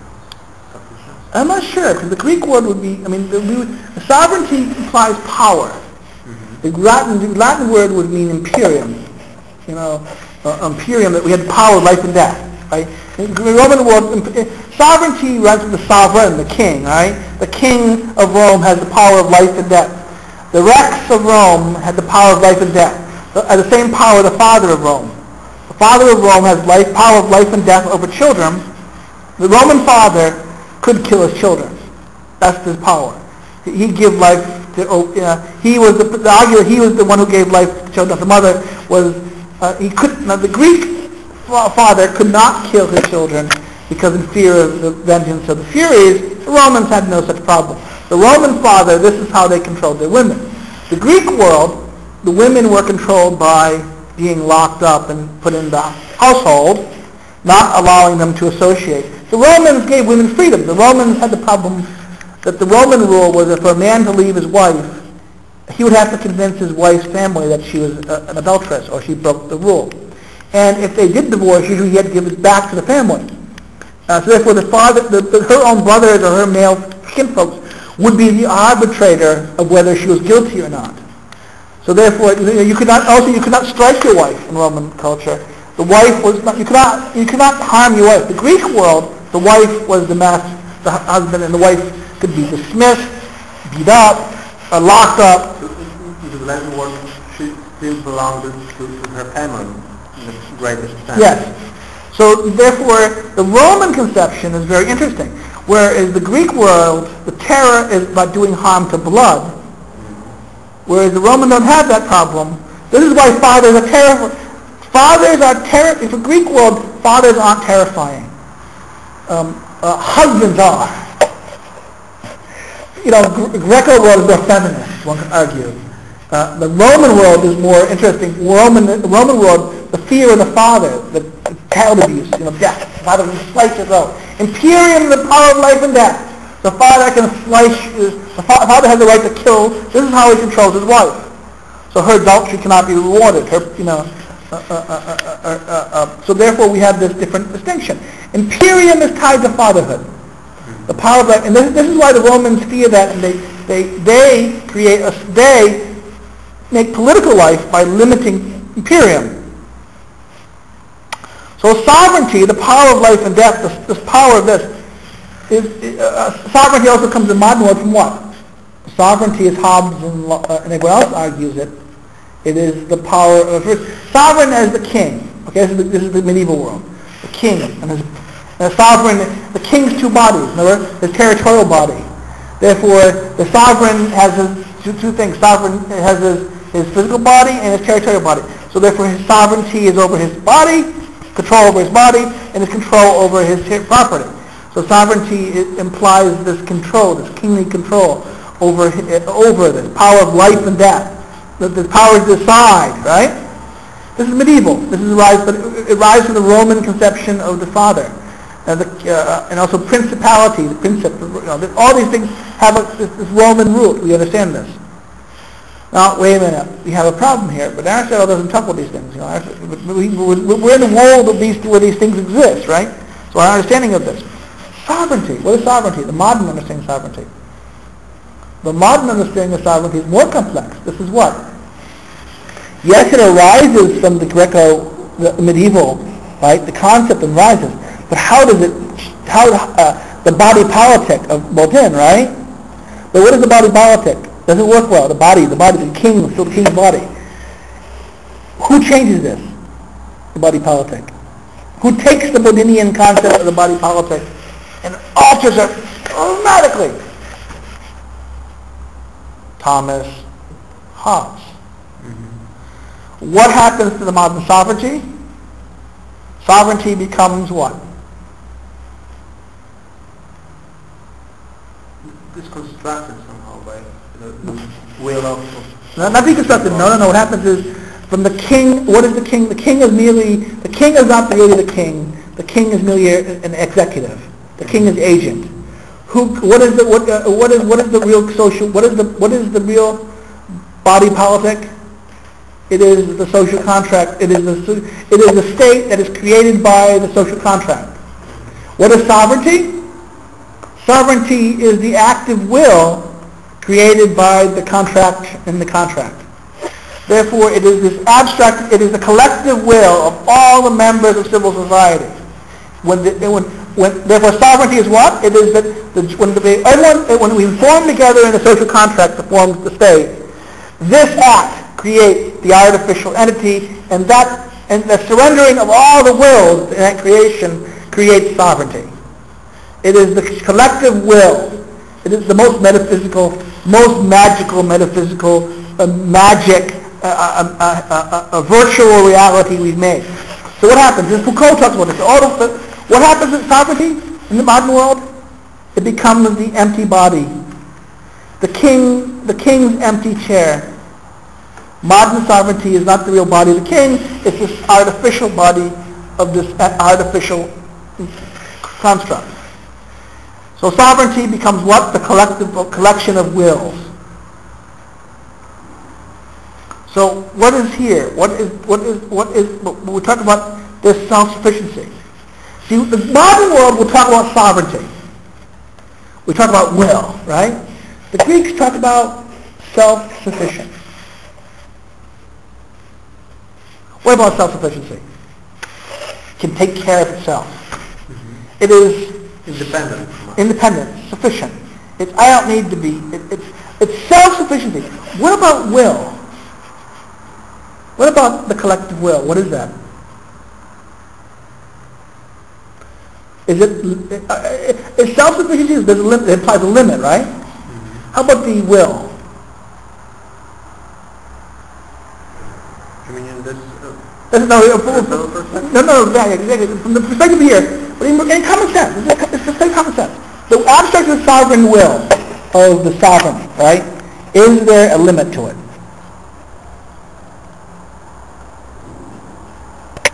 No, in this modern thinking, no. There's no limit.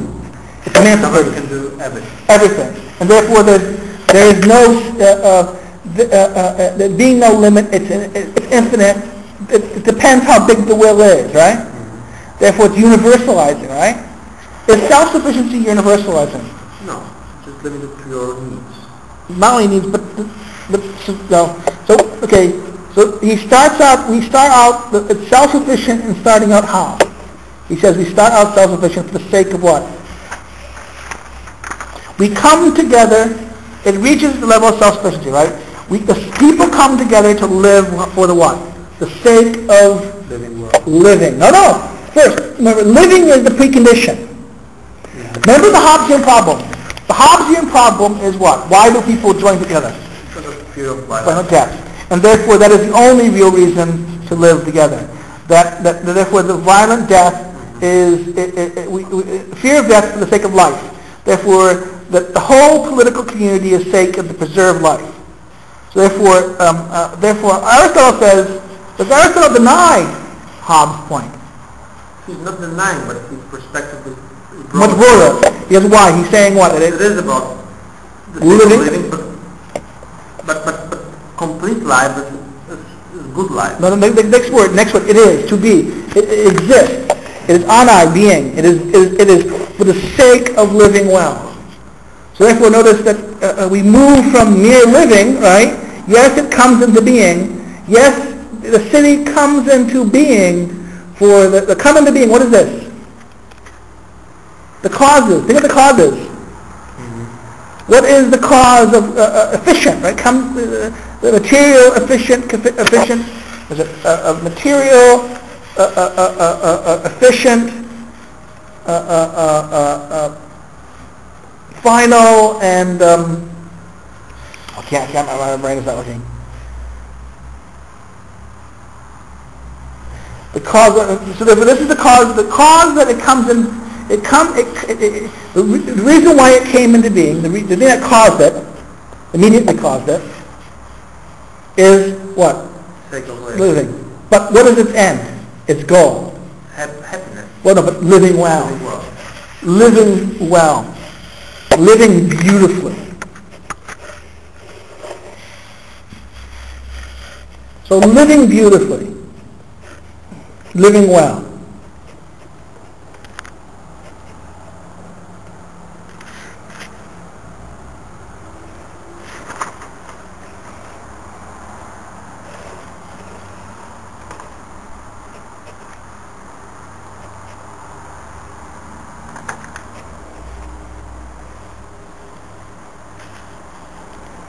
Yeah, beautiful. Life, it's for the sake of life. And now, let's see, living, yeah, this is the Greek word, well, well living. Bulia, deciding, bulia means to choose. Bulia means choosing well. And well here has the connection with beautiful, fine, attractive, well, fitting. So it is sake of living well. The next sentence. Every city therefore exists by nature. By nature. If such also are the first partnerships. Every city therefore exists by nature. If such also are the first partnerships. So if he says that he asserts they are, and if such also are the first partnerships. They are the most important partnerships. So wait a minute. First how? Arche. First arche. The fundamental. Maybe not first in history sense, but the most important. The arche, the beginning. The arche of that.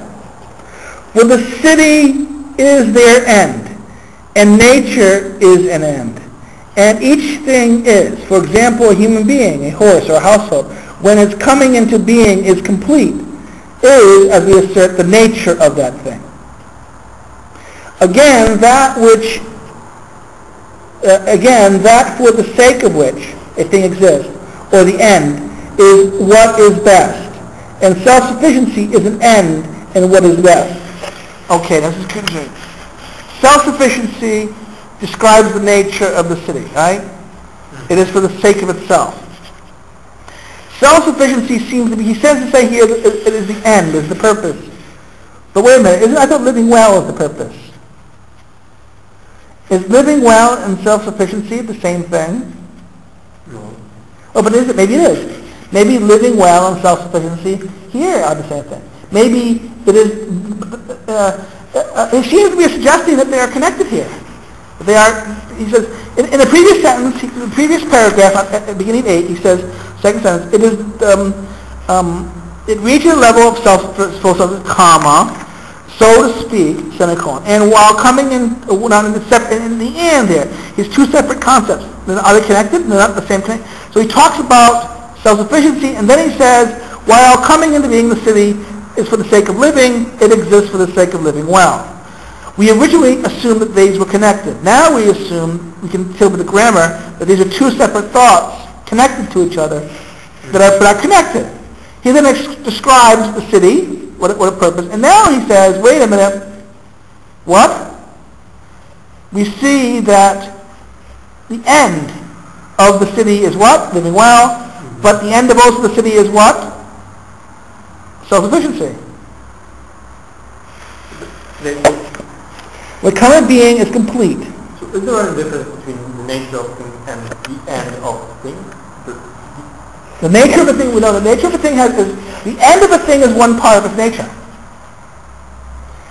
Remember the thing of the four causes, the thing. Understand a thing, we understand what? To understand the nature of the thing, we have to understand its first cause, the formal, the material, efficient, and final. You know. These things are described, that's how we understand it, right?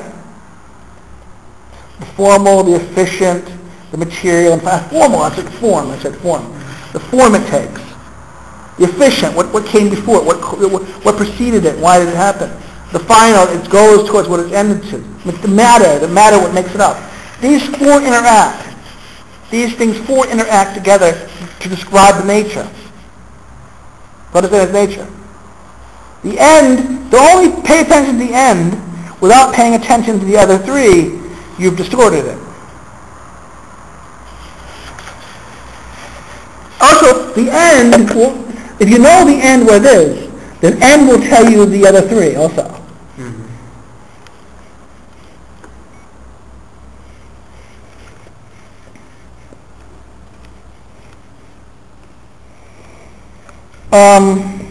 Again, that for the sake of which a thing exists, or the end, is what is best. And self-sufficiency is an end and what is best. So therefore, self-sufficiency is that end, that is the happiness. Happiness and self-sufficiency. Happiness, we know from the ethics, the end of living well is happiness, right? What is happiness? Self-sufficiency. So where the modern world talks of sovereignty and power, Aristotle talks of self-sufficiency, of living well and self-sufficiency.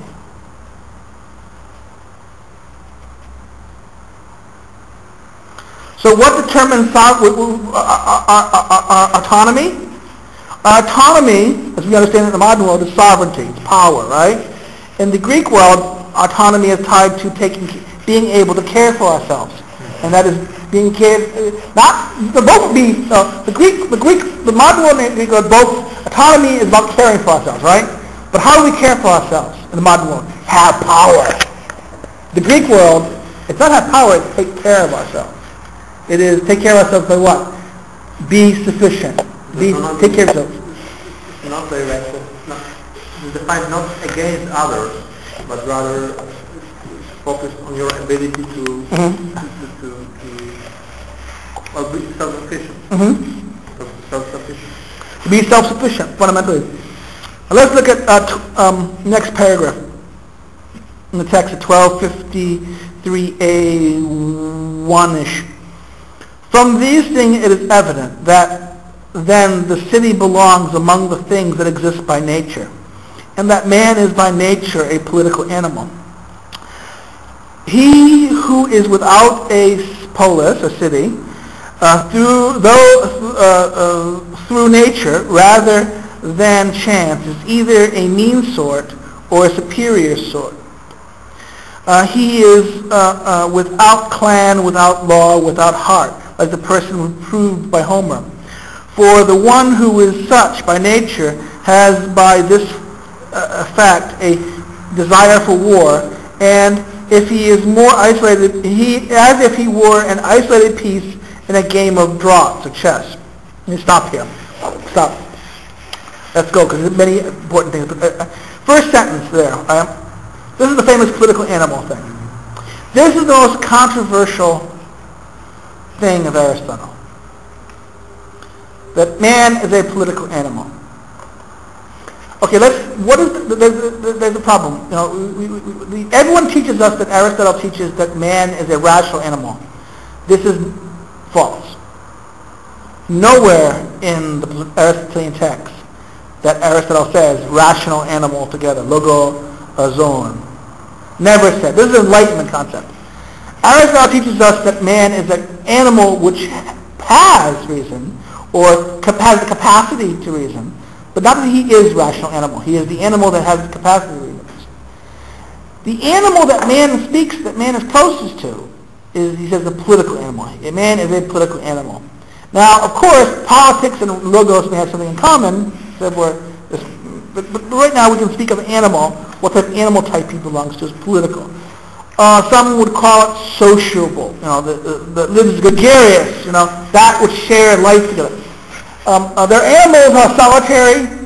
There's animals that are gregarious, interact. And Aristotle compares, and he talks about political animals. He talks about bees, ants, other animals. These animals are gregarious. They form together communities. So therefore, if we look at his animal works, he mentions political animals also. He talks about them. So if we compared here to theirs, we would then all of a sudden realize that by politics he means the sociability, is living together, that needs to live together. That animals, in order to be fully the animal, to be fully it is not as good without the other animals. It is not as, it doesn't live well. It gets depressed. It doesn't die. It is not fulfilled. Now, happiness, eudaimonia, happiness in Greek. Happiness, we call happiness is one way. The Martha Nussbaum and a lot of her students call it fulfillment. You know, fulfillment. That we have a sense of completeness as a being. So I think happiness is tied to the self-sufficiency.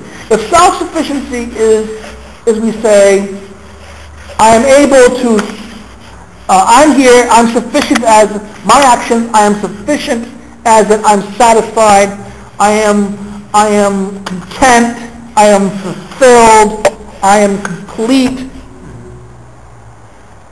It is a product of my action to do this. So, I'm able to do this for me.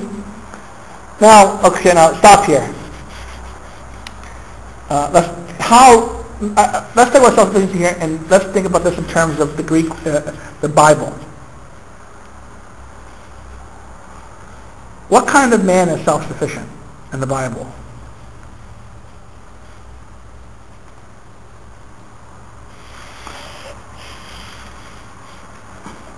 A proud man.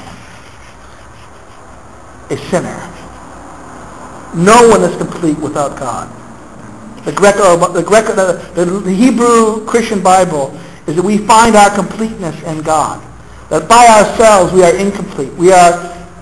Ourselves we are incomplete. And those men who believe that we can be self-sufficient. So from the point of view, think of the Tower of Babel. Look at the first. Who was the first builder of cities? Cain. Cain is the father of cities. The city of Babel, the first city, is a product of Cain's errors. It is the aspiration to become God. And what is God's punishment of this? Destruction. This division, of separation. Of this, man becomes alienated from man as a punishment because of why? Of man's presumption to become God. There is something in the Greek conception of self-sufficiency. The city, I'm self-sufficient.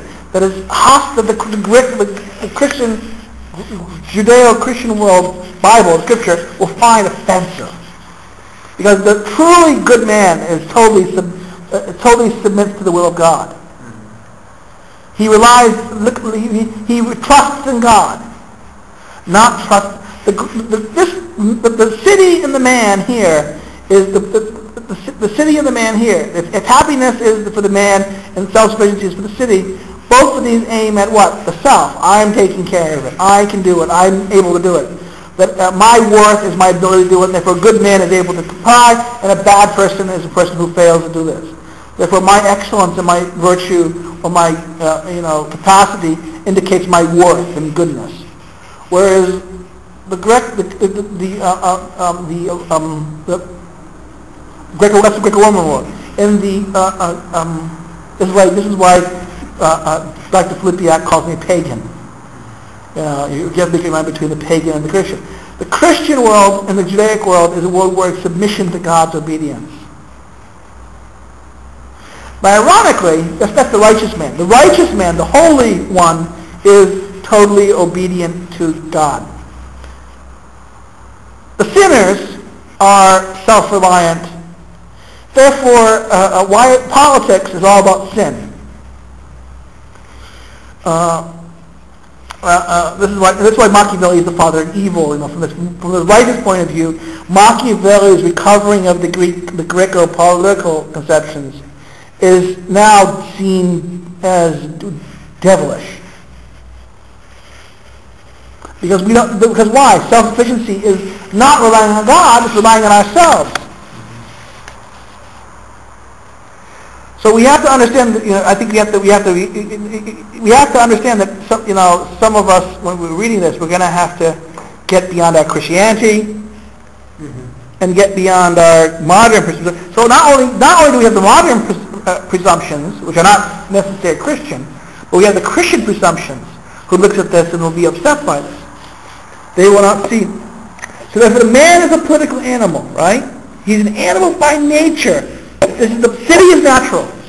The city is natural. I have one more question concerning this self-sufficiency, completeness. Could it be also understood in terms of realizing your own potential? Yeah, it could be. That's one. That's because what nature. Think of this.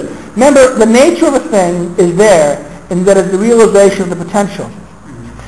The polis is there at the time of Homer, but the polis is not realized. Only by realizing the potential that is there. It is the idea of the rock. The rock is the statue. It is that the artist sees in the material the potential. Human being is the same thing. We have the potential. That the human, the political animal is our nature. Therefore, the potential is there. But let's see what the city. Let's return to the city for a second. The city is by nature. What's wrong with this? Let's just look at a common sense understanding. Why would the city by nature be problematic?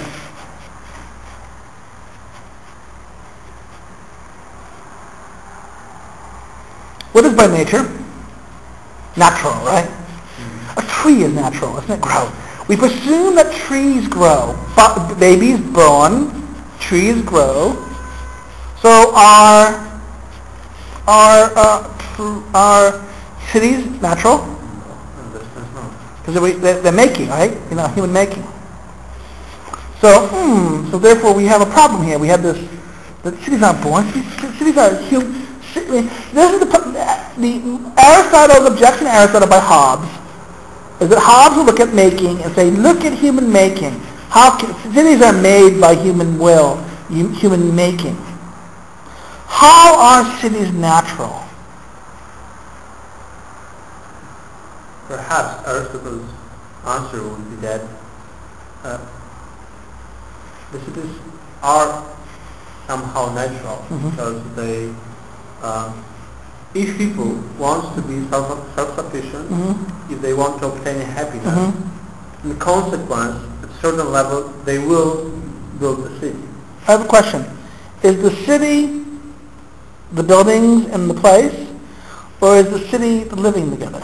Living together, rather. So if it's living together, it's tied to human nature and human fulfillment. By this, it is natural. But what about this? The building. Let's look at ant. Is a ant hive or beehive, ant hill, or beehive or beaver dam. Is that natural or? Yeah. Well, it's natural the same way the city is, isn't it? Because the ants build it. It's not there. It doesn't grow by itself. The ants build it. The beehive has built it. The beaver dam built its thing. The social animals build. There's something about social animals and tools in building and controlling nature. In this sense, we can even say that city walls are also natural because they were built by social animals to fulfill their desires and needs as social animals. So we understand this in this sort. Okay, now let's look at this another. I love this line. Okay, this is the thing. Okay, the line: without clan, without law, without heat. Okay, and there's like a piece by himself. Who is that referring to in Homer?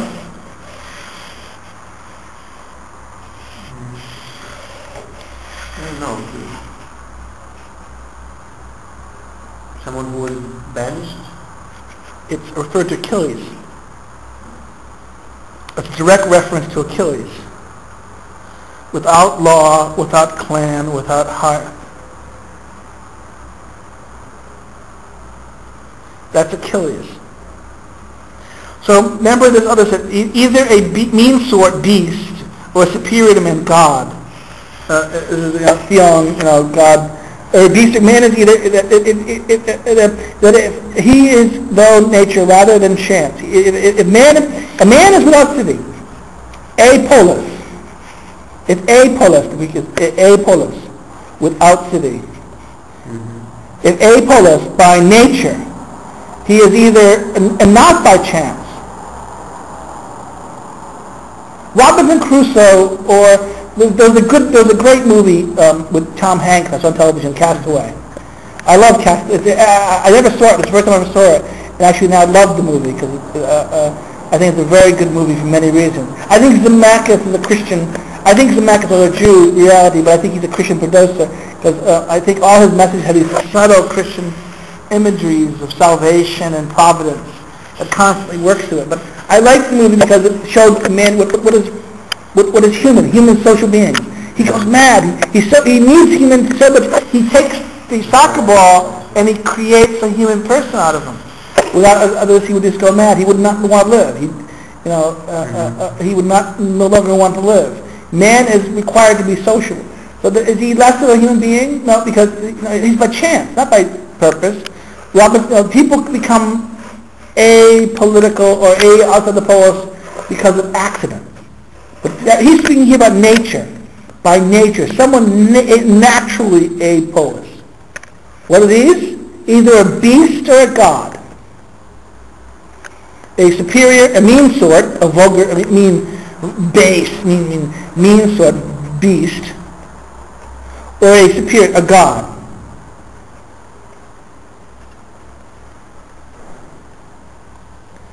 And that person, he is without clan, without law, and without hearth. Now, what does this mean? Who is the beast? Who is the god? We heard before the ogre and Achilles. Mm-hmm. Achilles is a demigod, son of God. And the other one, but the other one is talking about he is. Remember, he is very positive. The connotation is positive, right? The positive connotation is that the beast, the Cyclops, associated with God, is one who orders things well, doesn't he? Mm-hmm. Therefore, the Cyclops, which is the beast, we would assume, remember, from one point of view, he would be assumed as the beast, right? But the Cyclops beast, son of God, son of the gods, looks like a beast, but orders well. Achilles, beautiful, dashing, heroic, but is here reproved. Homer is what? Reproved, like the person reproved by Homer. He is without clan, without law, without... Therefore, when we think reprove, we think a beast or a god. Beast is reproved, godlike. Is saying you're godlike, is this a reproach? Or you beast you. which is the reproach? The beast, right? So who is the beast? Achilles. The most human, the most beautiful, is the most beast-like. And the god is the least human and the most ugly, but the most orderly. And then he says, what about this one without city? He's like a piece isolated chessboard. Useless. Now look at the next sentence. That man is much more a political animal than any kind of bee or herd animal is clear. The most political animal. He's the political animal, but he's the most political animal. There's bees in that, but it's the most clear. Therefore, he is the high point. He is the perfection of politics. For, as we assert, nature does nothing in vain. Remember that nothing in vain, Delphic knife reference. And man alone among the animals has logos, speech, logon. Man alone has speech.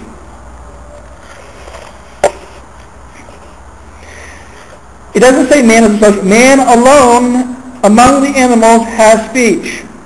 So nature gives man speech. He has speech. Logos.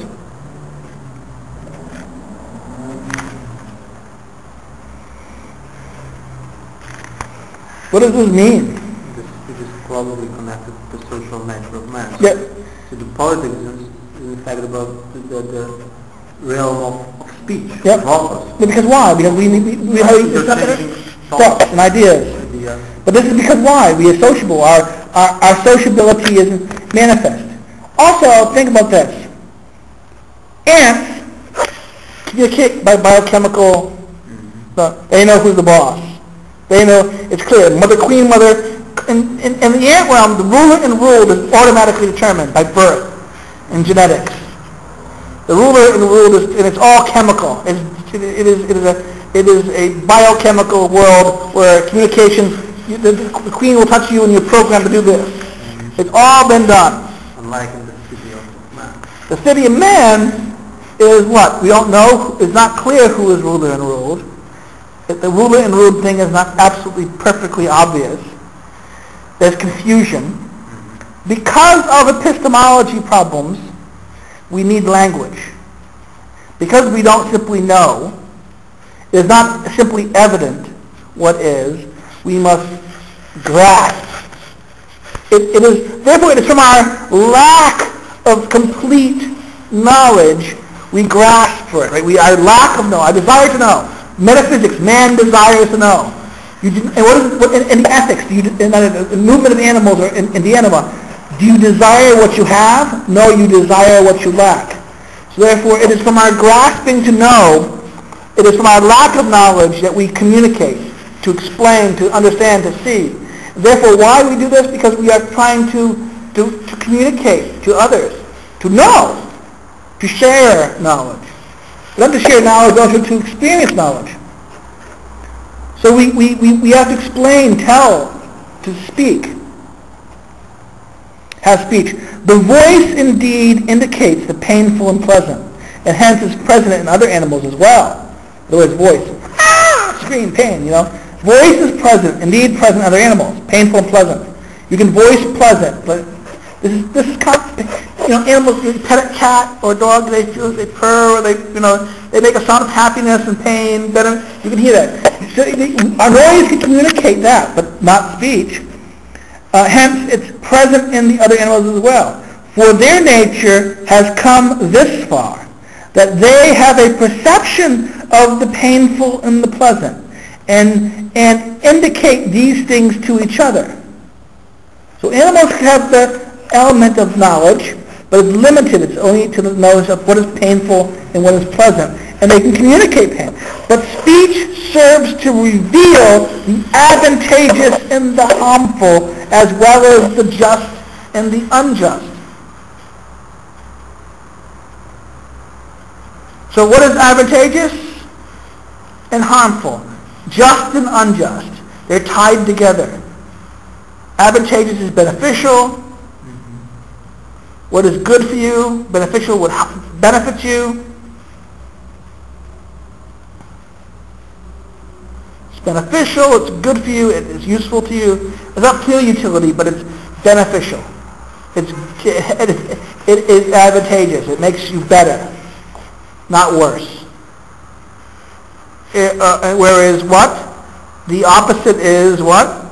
Harmful. And then what is the thing? Just and unjust. Just is beneficial, and how about Kant? Think of this. There's the intersection between beneficial and the just. In Kant, can the just be beneficial? No. In fact, for it to be really just, it must be the just. Yeah, and therefore the truly just would be the disadvantageous. For Aristotle, this is ridiculous. The advantageous and the just are tied. The advantageous, now there can be a situation where the advantageous may not be just, but then is it really advantageous? So it is similar like in Socrates, I believe, that what is good is also beneficial, happy. It gives you a happiness. See, okay, we live in the Christian world. C.S. Lewis indicated that we live in the post-Christian world. The Christian world is basically dead. No matter how much we want to believe that the Christian world, Nietzsche has indicated to us that the Christian world is dead. Okay, that speaking the language of Christianity, are you going to be able to convince the Agnes de Graafs and the Christina Mazurs about the rightness or wrongness of an action? No. Okay. But the natural world, the pagan world of right, virtue, and excellence, this is a commonsensical world. Can we speak in this language in a way that we can bypass prejudices? Okay, this is one argument. I'm going to reveal the secret. That maybe we must recover, for Christians and Jews, to be Christians and Jews. Since the rhetoric of Christianity and the argument of Christianity, will this simply be ignored? Christians and Jews must embrace a rhetoric of the pagan. On the pagan's terms, the atheistic pagan, not a Christian, totally without theistic, and argue and explain Christian goals, but without Christian rhetoric or Jewish rhetoric. That's interesting, because 2 weeks ago I read an article of Habermas. I don't like, but it was interesting because he stressed that the left and generally people who are secular atheists have to learn that arguments formulated in the public sphere by religious people also should have been taken into account, because they can be translated into language which is reasonable and which should be simply took into account. And perhaps that's it, what you just said. Habermas is the opposite. Habermas discovered this, because what's the left? The world is full of Christian believers, America and other places. The Christianity is not really totally dead. But the problem with this is the realm of the university and the realm of the public intellectual world, Christianity is not serious. Gazette of Voce, how serious would Christian arguments be treated among the Gazette of Voce readership? Not, right? The problem with this is that elites tend not to be Christians. The world of business, power, and things have become in the hands of an elite who don't like Christianity.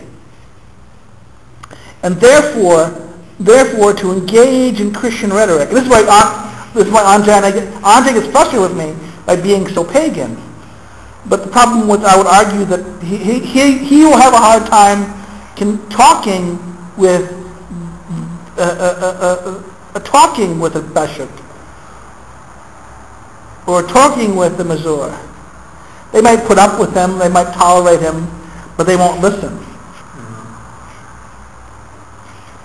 So therefore, therefore, I would argue that maybe the Christian must be, or the Jew, believing Jew and the believing Christian, must be of two minds, must be schizophrenic in order to communicate in the public sphere. That when the Christian speaks to the Christian, he's not listened, or his Christianity will be distorted into this is why Christianity in public sphere often becomes distorted and dangerous. The Christianity in the public sphere often becomes totalitarian or socialistic, the Christian Democrat experience in Europe. So you have to understand this in this sense. This idea of the just and unjust is fundamental in understanding here. So you can see the danger. You can see the logic of the pagan, and maybe you can understand Strauss. I'm trying to understand Strauss.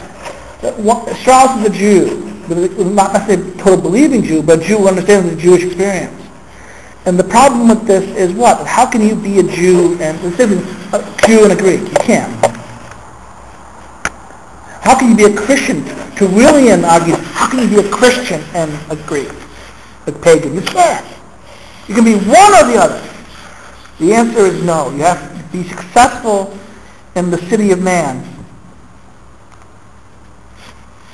The city of man, unless you surrender, unless you're going to surrender to embrace the logic of the city of man, and to save the city of man. Because as a Christian, I would say, Christ did not come to judge the world and create a separate world, but to redeem the world. Therefore, the Christian message is one of reconciliation and the redemption of the world. But how do we save the secular world? If we can't communicate in the language of Christianity, then the Christian must communicate must find tools for him to do his mission in the world.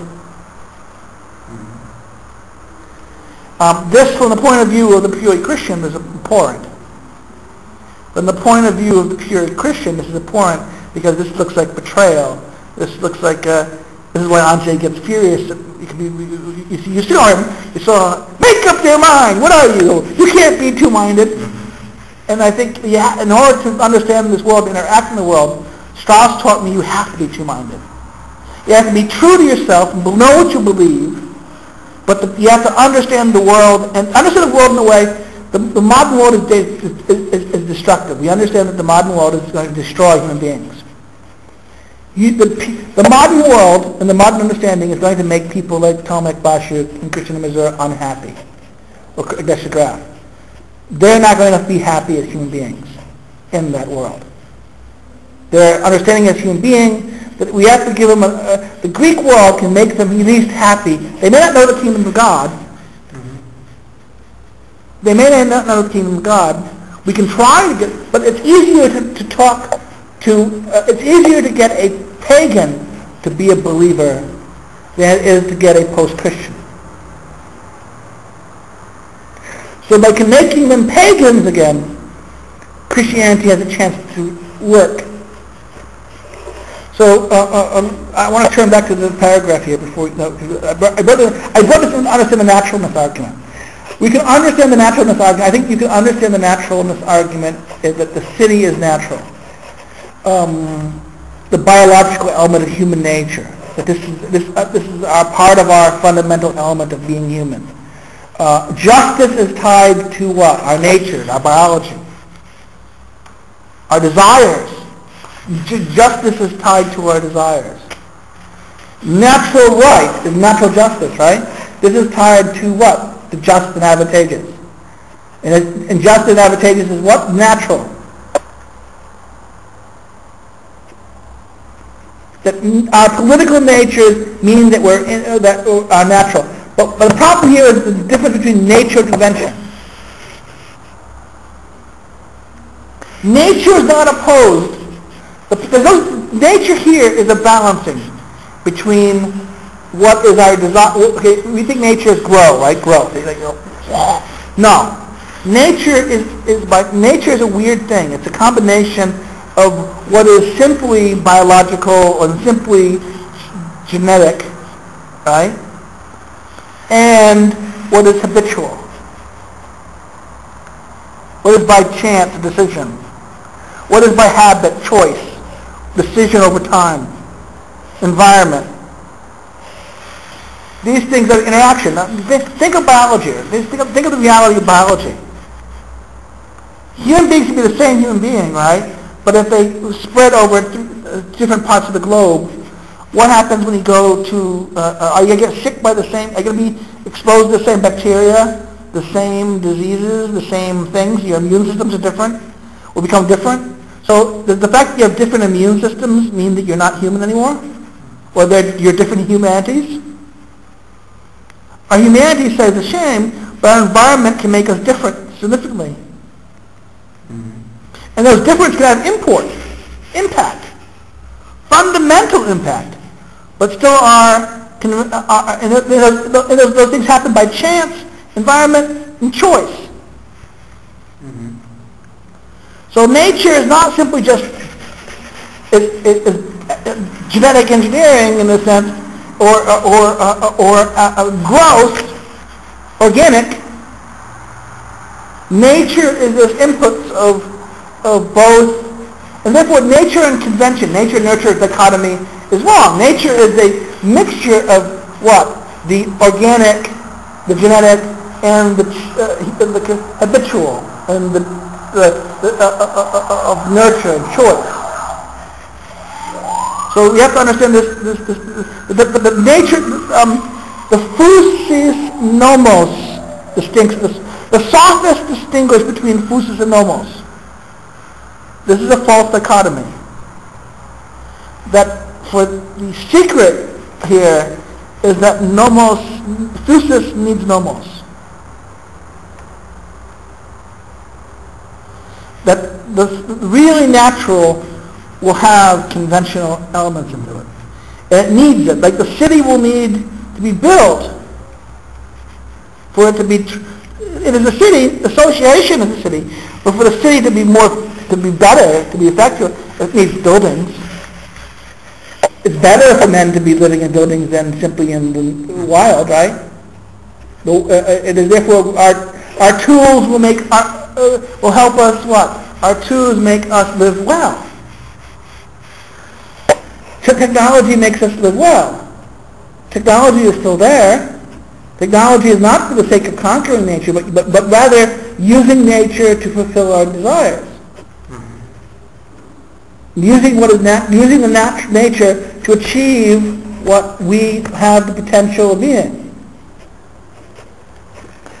Thus the city is thus prior to nature, by nature to the household and to each of us. This is the controversial part. The city is prior by nature to the household. Prior means first, before. Like prior and historical sense, rather prior as the whole is prior to the part. Whole is prior to the part, and also what else? That actually it is. I even say maybe it is. That in the political community, the household and the politics are sharing something. I'll give you a hint. What is necessary for the household? Without this, there can be no household. A certain kinship. Not kinship. Kinship is a product. Kinship is the result of this pairing. That humans must want to live together, to share a life. That the desire to live together and share a common life. This is what is therefore politics is this sharing of a common life, right?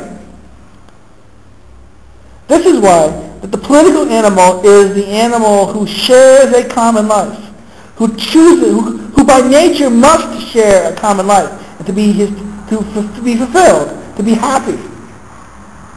Right? It is this need or desire to fulfill a common life which breeds men and women together, where they breed children. It is not because they breed children that they come together. So therefore the polis is prior because the political bond, the thing that makes us political, is the thing that makes the household possible.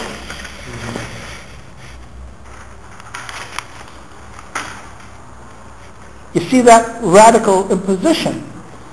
So yes, it's private. Yes, the household. Therefore, you don't know the polis is there. But the family can only come to be. The household can only come to be is the political impulse is there. That political impulse is sharing a common life, living together.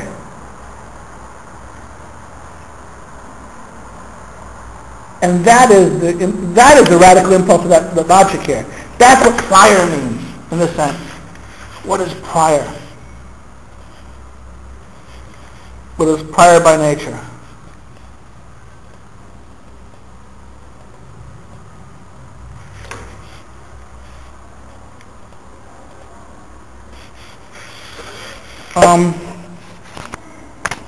Let's finish this one. For the whole must be necessary prior to the part, he goes, right? For if the whole body is destroyed, there will not be a foot or a hand, unless in the sense that that the term is similar, as one speaks of the hand made of stone. But the thing itself will be defective. In other words, think of the body, use the body metaphor. When there can be no hand outside the body, except the hand of stone. It looks, that only means it looks like. It's analogous. It's not it.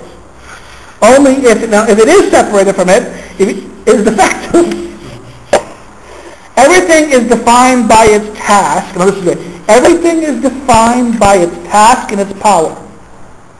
And if it is no longer the same in these respects, it should not be spoken of in the same way, but only as something similarly termed. So what is he saying? This is very important that you understand a thing how? It's defined by its task and its power. What is its goal and how does it do it? And if it's no longer the same in these respects, it can only be similar to what it was. So that is an explanation of how to understand the thing. Then, what does it say? That the city is both by nature and prior to each individual, then is clear. Wait a minute. Whoa, how did that happen? It only happens if you went through the logic of this, right? Unless you went to work, you forced yourself to work through the logic of this. This would make no sense, the statement.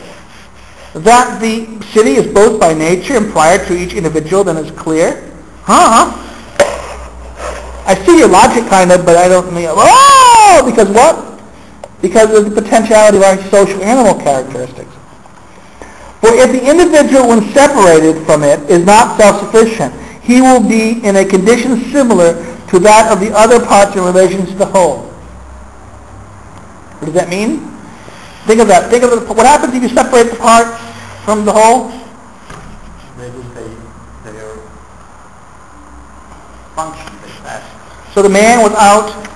It's like, not complete. Remember our Mr. Tom Hanks in The Island. He's not even fully human. He becomes less than human slowly. And only only through his mind and imagination can he remain human. Mm-hmm. He needs to have others to be human. And the reason why he's not fully human is why? Because there's no other person there. And therefore, to save his humanity, his mind creates another person. Therefore, our mind will go so far as to make one mad in order that we remain human. Think of this. Remember that scene when the ball falls into the water, mm-hmm. and it's far away. He acts as though that's a real human being, doesn't he? He hurts like as though it's a real human being. That pain after that scene, he just wants to die because he's betrayed a human being.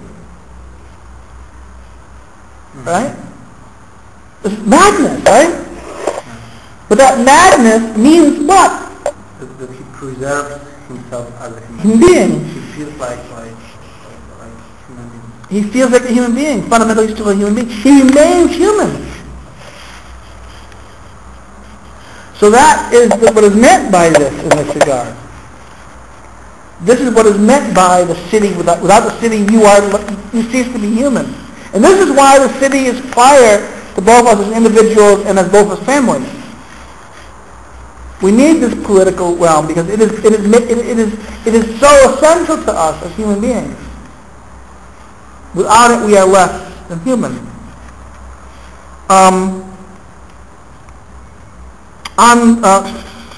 One who is incapable of participating or who is in need of nothing, though being self-sufficient, is no part of the city, and so becomes either a beast of God. And therefore, if you're so self-sufficient that you don't need the city, then you are either a beast or a god. Accordingly, there is in everyone by nature an impulse towards this sort of koinonia.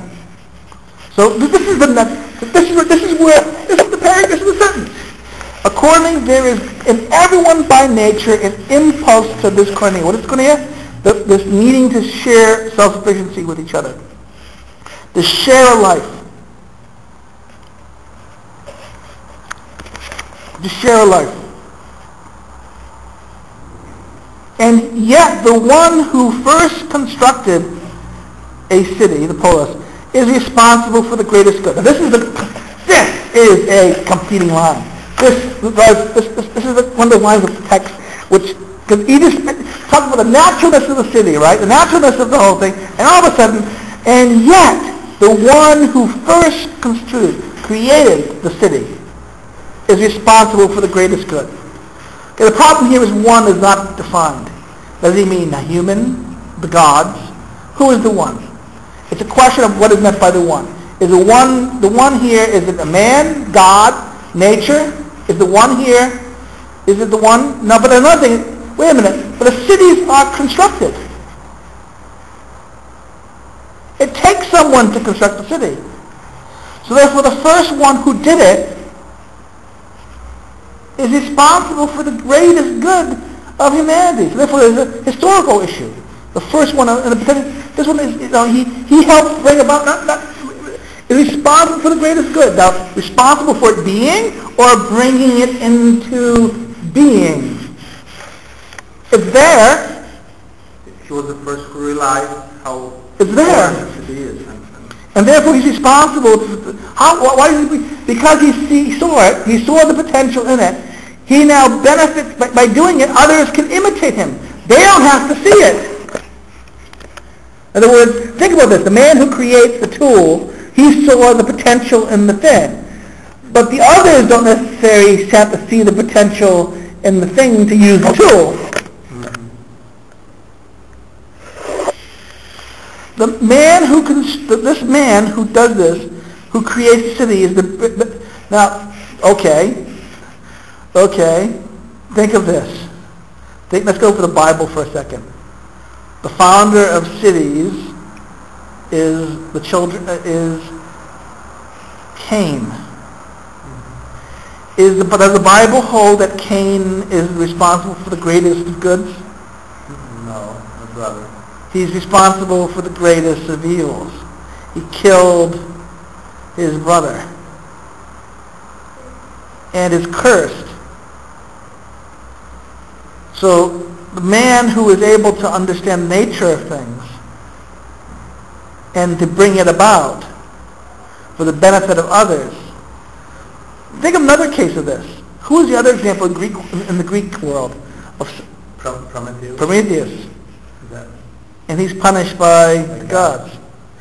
There's something about the gods do not want us to be self-sufficient.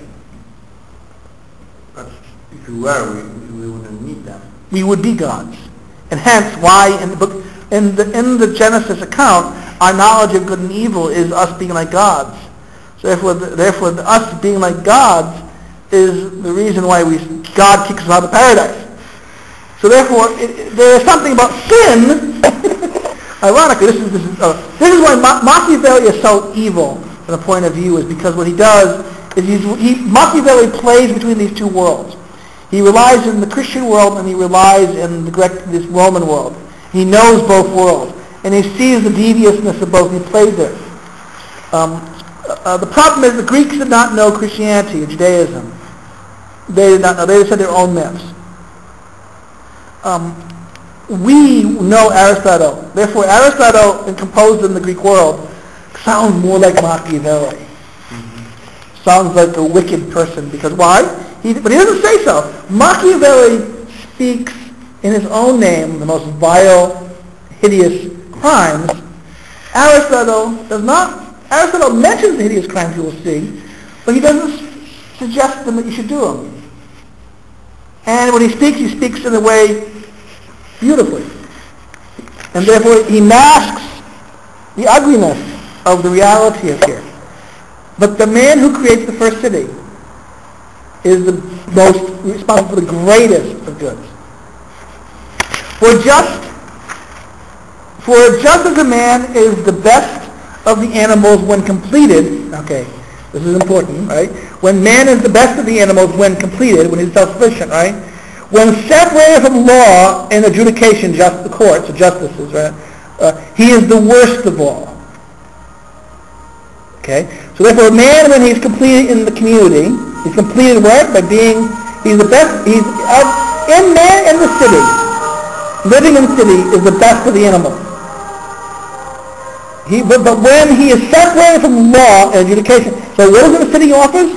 Law, which law nomos means what? Rules, habits, law, habits, customs, nomoi customs. The customs have nomoi, law, rules, habits, customs, and adjudication, rules for settling justice, disputes. How do you settle disputes?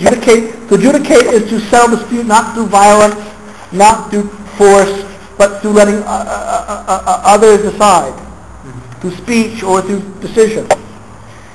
And because he's separated from law and adjudication, he's the worst of all. Worst of all the animals. So man who within the city, his physical nature, he is the best of animals.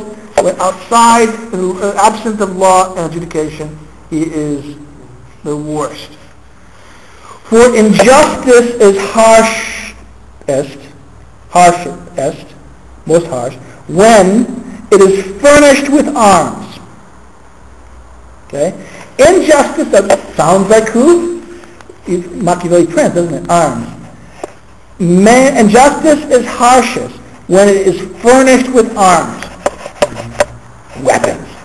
And man is born naturally possessing arms for the use of prudence and excellence, which are nonetheless very susceptible to being used for their opposites. Okay? So man is born with what? Man is born possessing arms. For what? For prudence and excellence. Man is given the utility tools, arms. For what? So that he can use prudence. Phronesis. Which is what? Phronesis is deciding well, deciding beautifully. And virtue, excellence. To aim, to hit the mark what you're supposed to do. Now, the Aristotle uses the virtue thing as like arrow shooting, target, arrow shooting, excellence. But are very, therefore, prudence, yes, arms are used for prudence. Arms are there for what? Arms is nature designs that the arms are there to be used to achieve what prudence and excellence used to, but if they're not there, what they are capable, they're susceptible of using for the opposite. Okay, notice this. What is law and adjudication, right? A law and adjudication is paired off with what? Prudence and virtue. Law with prudence, adjudication with virtue. What is virtue? Excellence?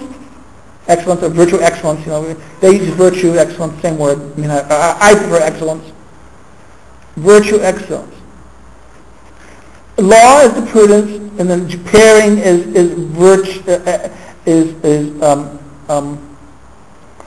and arms are connected to both. So without man with his arms, when he's divorced from law and justice, adjudication, he's divorced also from prudence and virtue. And therefore, without law and adjudication, he will therefore submit to what? What is the opposite of prudence?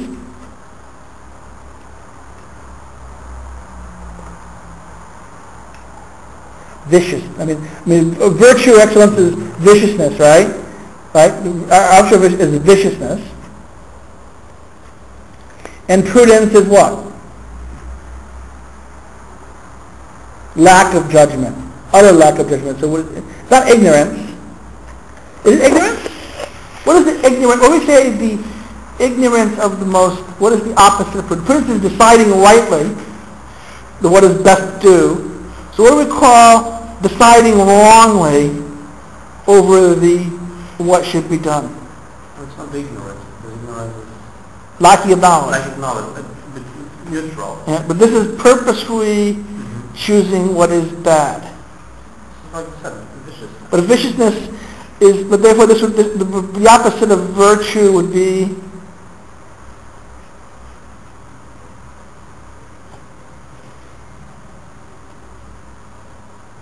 picking, again, doing things badly for the sake of doing them badly. So what happens? Prudence and virtue collapse in viciousness, the opposite of the viciousness. It's knowledge for the sake of knowing what would do harm. Okay?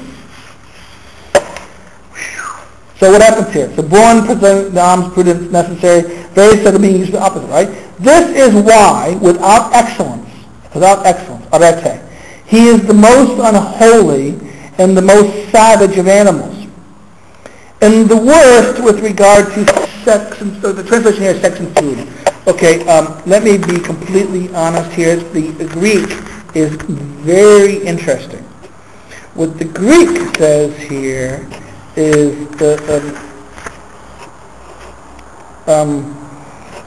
it deals with things of Aphrodite, sex. The Greeks would never say sex, or the things of Aphrodite. Therefore, regard to the things of Aphrodite in food. Matters of love. Remember, Aphrodite. Remember, Aphrodite is associated with love, but the things of Aphrodite. Therefore, what is it? Therefore, because of this, right, without virtue, without this, he is the most unholy and the most savage of the animals, and the worst regarding sex, or the things of Aphrodite. Things are the holy things, remember? The holy things. Sex is holy. This is why sex is sex is very holy in this understanding, because it's a gift of Aphrodite. It is a right of Aphrodite. It is divine. It is a gift of divinity. So therefore it is the worst among this particular gift of divinity. And food, which are what? What is food? The thing for life. Necessity. Unnecessary. Thing that makes possible life. Food can be enjoyed for survival, and food can also be enjoyed for being happy, well-being, excellence. For adjudication is the arrangement of political community, and adjudication is judgment as to what is just. So what is adjudication? Judicial arrangement is the arrangement of the political community. And adjudication is a judgment as to what is just. So adjudication is tied to what? Remember, he said adjudication is tied to what? What is the adjudication tied to? Law and adjudication, if virtue is tied to virtue. But also, what has he done here? He's also tied to what? Judgment, right? Judgment is tied to what is just. So wait a minute. What was separate now, what was separate up earlier now become Virtue and prudence are one. They're not separate. But people treat them separately. Right? They're connected. They're fundamentally connected. So therefore, law and adjudication are tied to as well. But what does he drops out? He focuses on adjudication. He doesn't focus on law. So adjudication is tied to virtue. Therefore, the previous is law equals law to prudence, and adjudication is the virtue. But the problem is, virtue and prudence are collapsed together. Therefore, adjudication equals prudence. Adjudication is the just, and the just understands prudence. And adjudication deals with the arrangement for political partnership. By the way, what does this imply? The arrangement of the community. What would you think of the adjudication? Like a regime of laws, right? Form of the city. So adjudication has to do with laws, somewhat. Is it confused? Okay, I'm going to stop here, but as we do, let me say this. Let's look at the first sentence for a second. We'll return next week. Since it is evident that what parts of the city is constituted, okay?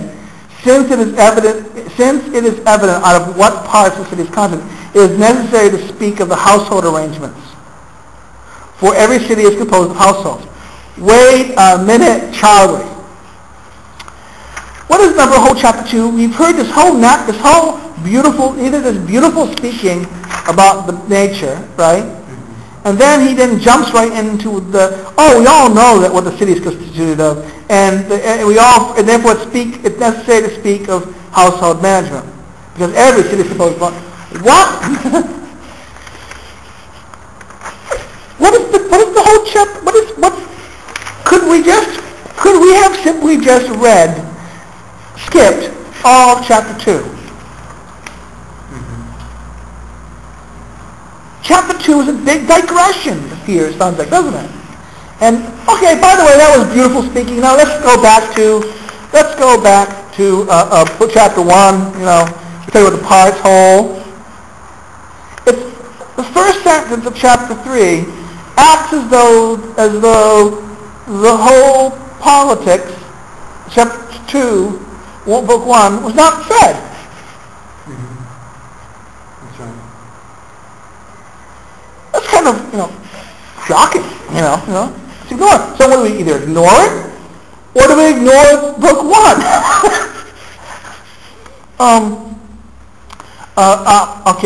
I think that we should, basically stop for now. But any questions? What time?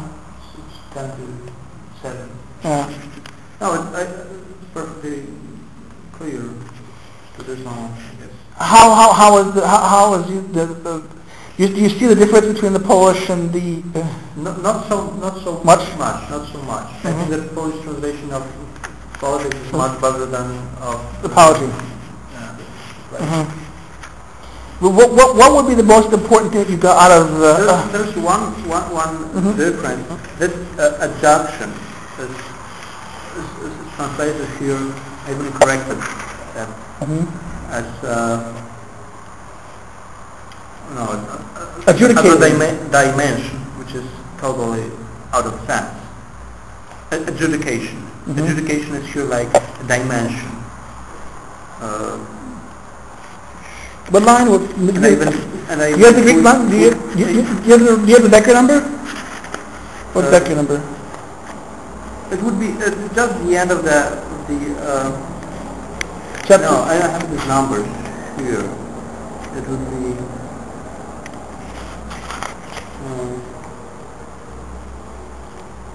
just the last sentence. For adjudication is an arrangement of the political partnership, and adjudication is a judgment as to what is just. Well, in Polish, it's like the justice is a feature of the state, and dimension is the base of an order in the state. So the last sentence was very problematic when I read it in Polish, and I even Then what you need to do, let me suggest this. You could write an article. You could write a little teeny article showing how that really is not, that is interpretation. He's interpreting. The term state doesn't exist. City does not exist, right? Exactly. The city does not exist. Does he translate city as state there? Sure, it's political partnership, so perhaps he took the state as a political partnership. Yeah, but that's not correct. The word is the political that partnership community, koinonia. The koinonia. Therefore, it's not the. But probably I wouldn't dare to write an article because I don't know Greek. Well, you know enough Greek right now. You know enough Greek right now that word is not the right word. Therefore, he translated. He's doing an analogy. What Aristotle did not. Aristotle left the text. Okay, what he's done is, up here, Aristotle said, in Book 1, Chapter 1, he says that the city is also called, this is what is called the city or the political partnership, right? He therefore assumes that the city or the political partnership equals city equals, therefore he says, since he translates city as state. Yeah, he uses different translations. Because first he says about community, and then the end he says about state. Okay, so therefore he should keep the word community because the word is so this is the word, fourth word is punctful. He uses punctful for community or state? State. Okay, what is the word for use for community? Spulnova. Yeah. There is this element of sharing. Sharing. The common thing. Yeah. That is what he's talking about here in this point. The adjudication with not the state. Now he's therefore doing that. What Aristotle has yet to draw. He says, okay, he means this, but does he mean this? He may be pointing to this, but he doesn't say it. In other words, he wants us, the reader, to draw the conclusion. Not the translator is not supposed to draw the conclusion for us. So that's a nice little. Any other point before you want to take off? No, I think that's it. So we will continue the book first. I guess. Yeah.